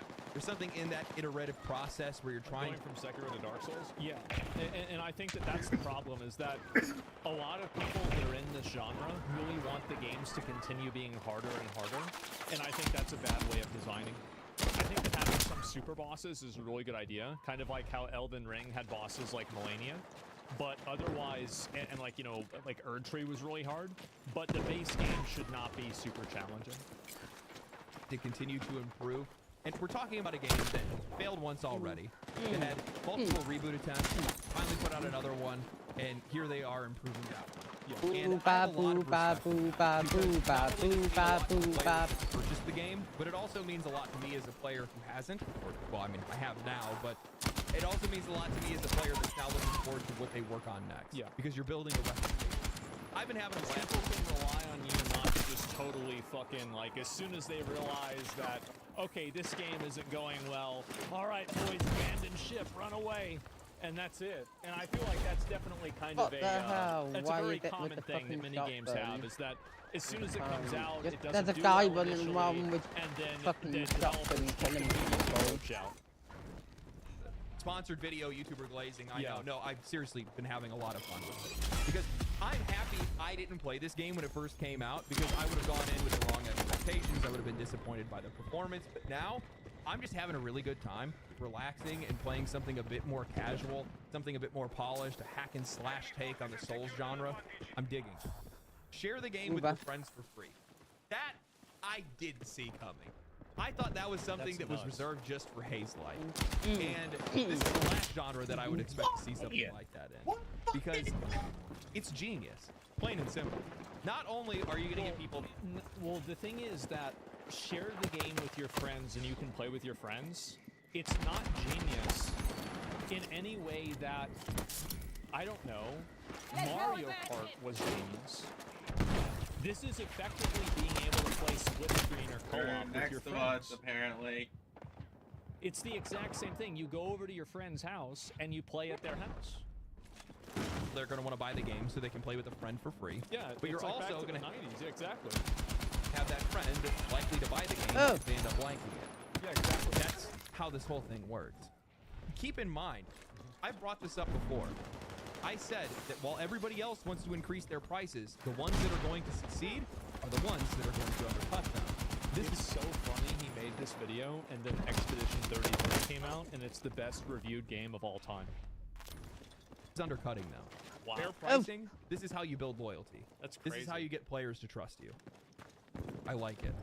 You know, I've had my eye on CI Games and Hexworks for a minute. Their CEO of CI Games has been very active over the past few years. Oh boy. Getting very involved in discussions, saying some things about the industry, to say the least. Completely agree with. And I never imagined that they would go to this length to make good on the promise. They came forward saying that they want to be a player-first studio. And from my perspective, at least right now, that looks like exactly what they're doing. And they're Imagine thinking that's bad. Imagine how do you say no, you shouldn't be a player-focused studio. You should care about these arbitrary rules that we've invented, and you should make your game based off of that. They're going to do it regardless of whether or not it pisses off the industry. Yeah, the arrogance is unreal. Yeah. One of the biggest complaints that I've seen for modern gaming, bigger than bugs, performance issues, hell, even bigger than monetization lately, is something that a lot of people don't even feel comfortable saying out loud. The creeping presence of personal ideology in games, political messaging, performative social narratives, studio agendas that feel more concerned with social media engagement than they do with actually making a game that players want to play. It's not just about what's in these games, it's the overwhelming feeling that you're not even allowed to question any of it. That raising your hand to say, hey, maybe this doesn't belong here, will get you labeled, dismissed, or dogpiled by bad faith actors that think any disagreement is hate speech.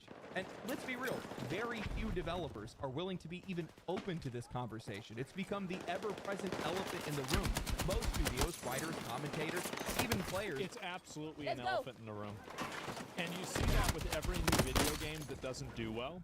And every journalist and person inside of the industry is desperately trying to figure out some sort of abstract reason for why the game didn't succeed, instead of just reading the first 50 YouTube comments of the same people saying the same thing. There's always got, oh no, the audience doesn't understand why they don't like it. I do. We're so afraid of even upsetting the status quo that they've been defaulted into silent complicity more than anything else. Even when these games a lot of developers are afraid of designing a game without, like, you know, the quote woke elements to it, because they're worried that the industry will demonize them. And you've seen this happen with multiple games already. So it's not like this is some kind of like made up bullshit. It's already happened. We've seen it happen.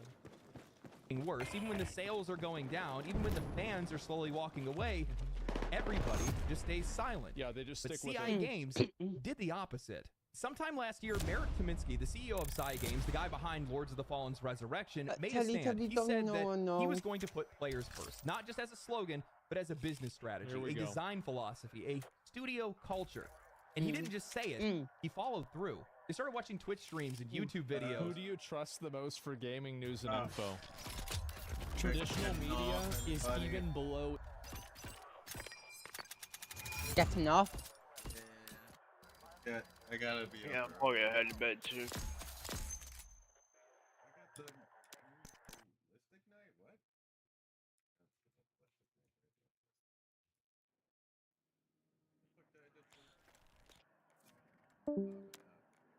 Thanks for hanging out. Susha, I know he still thanks Susha for chilling. Susha.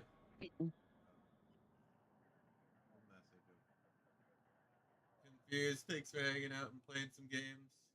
Appreciate it. Definitely do. Thanks for hanging out, everybody in the VC, in the chats tonight. I really appreciate it. Anyone who's watching the video, thank you for watching the videos, the VODs, whatever you want to call them. And yeah, if you are having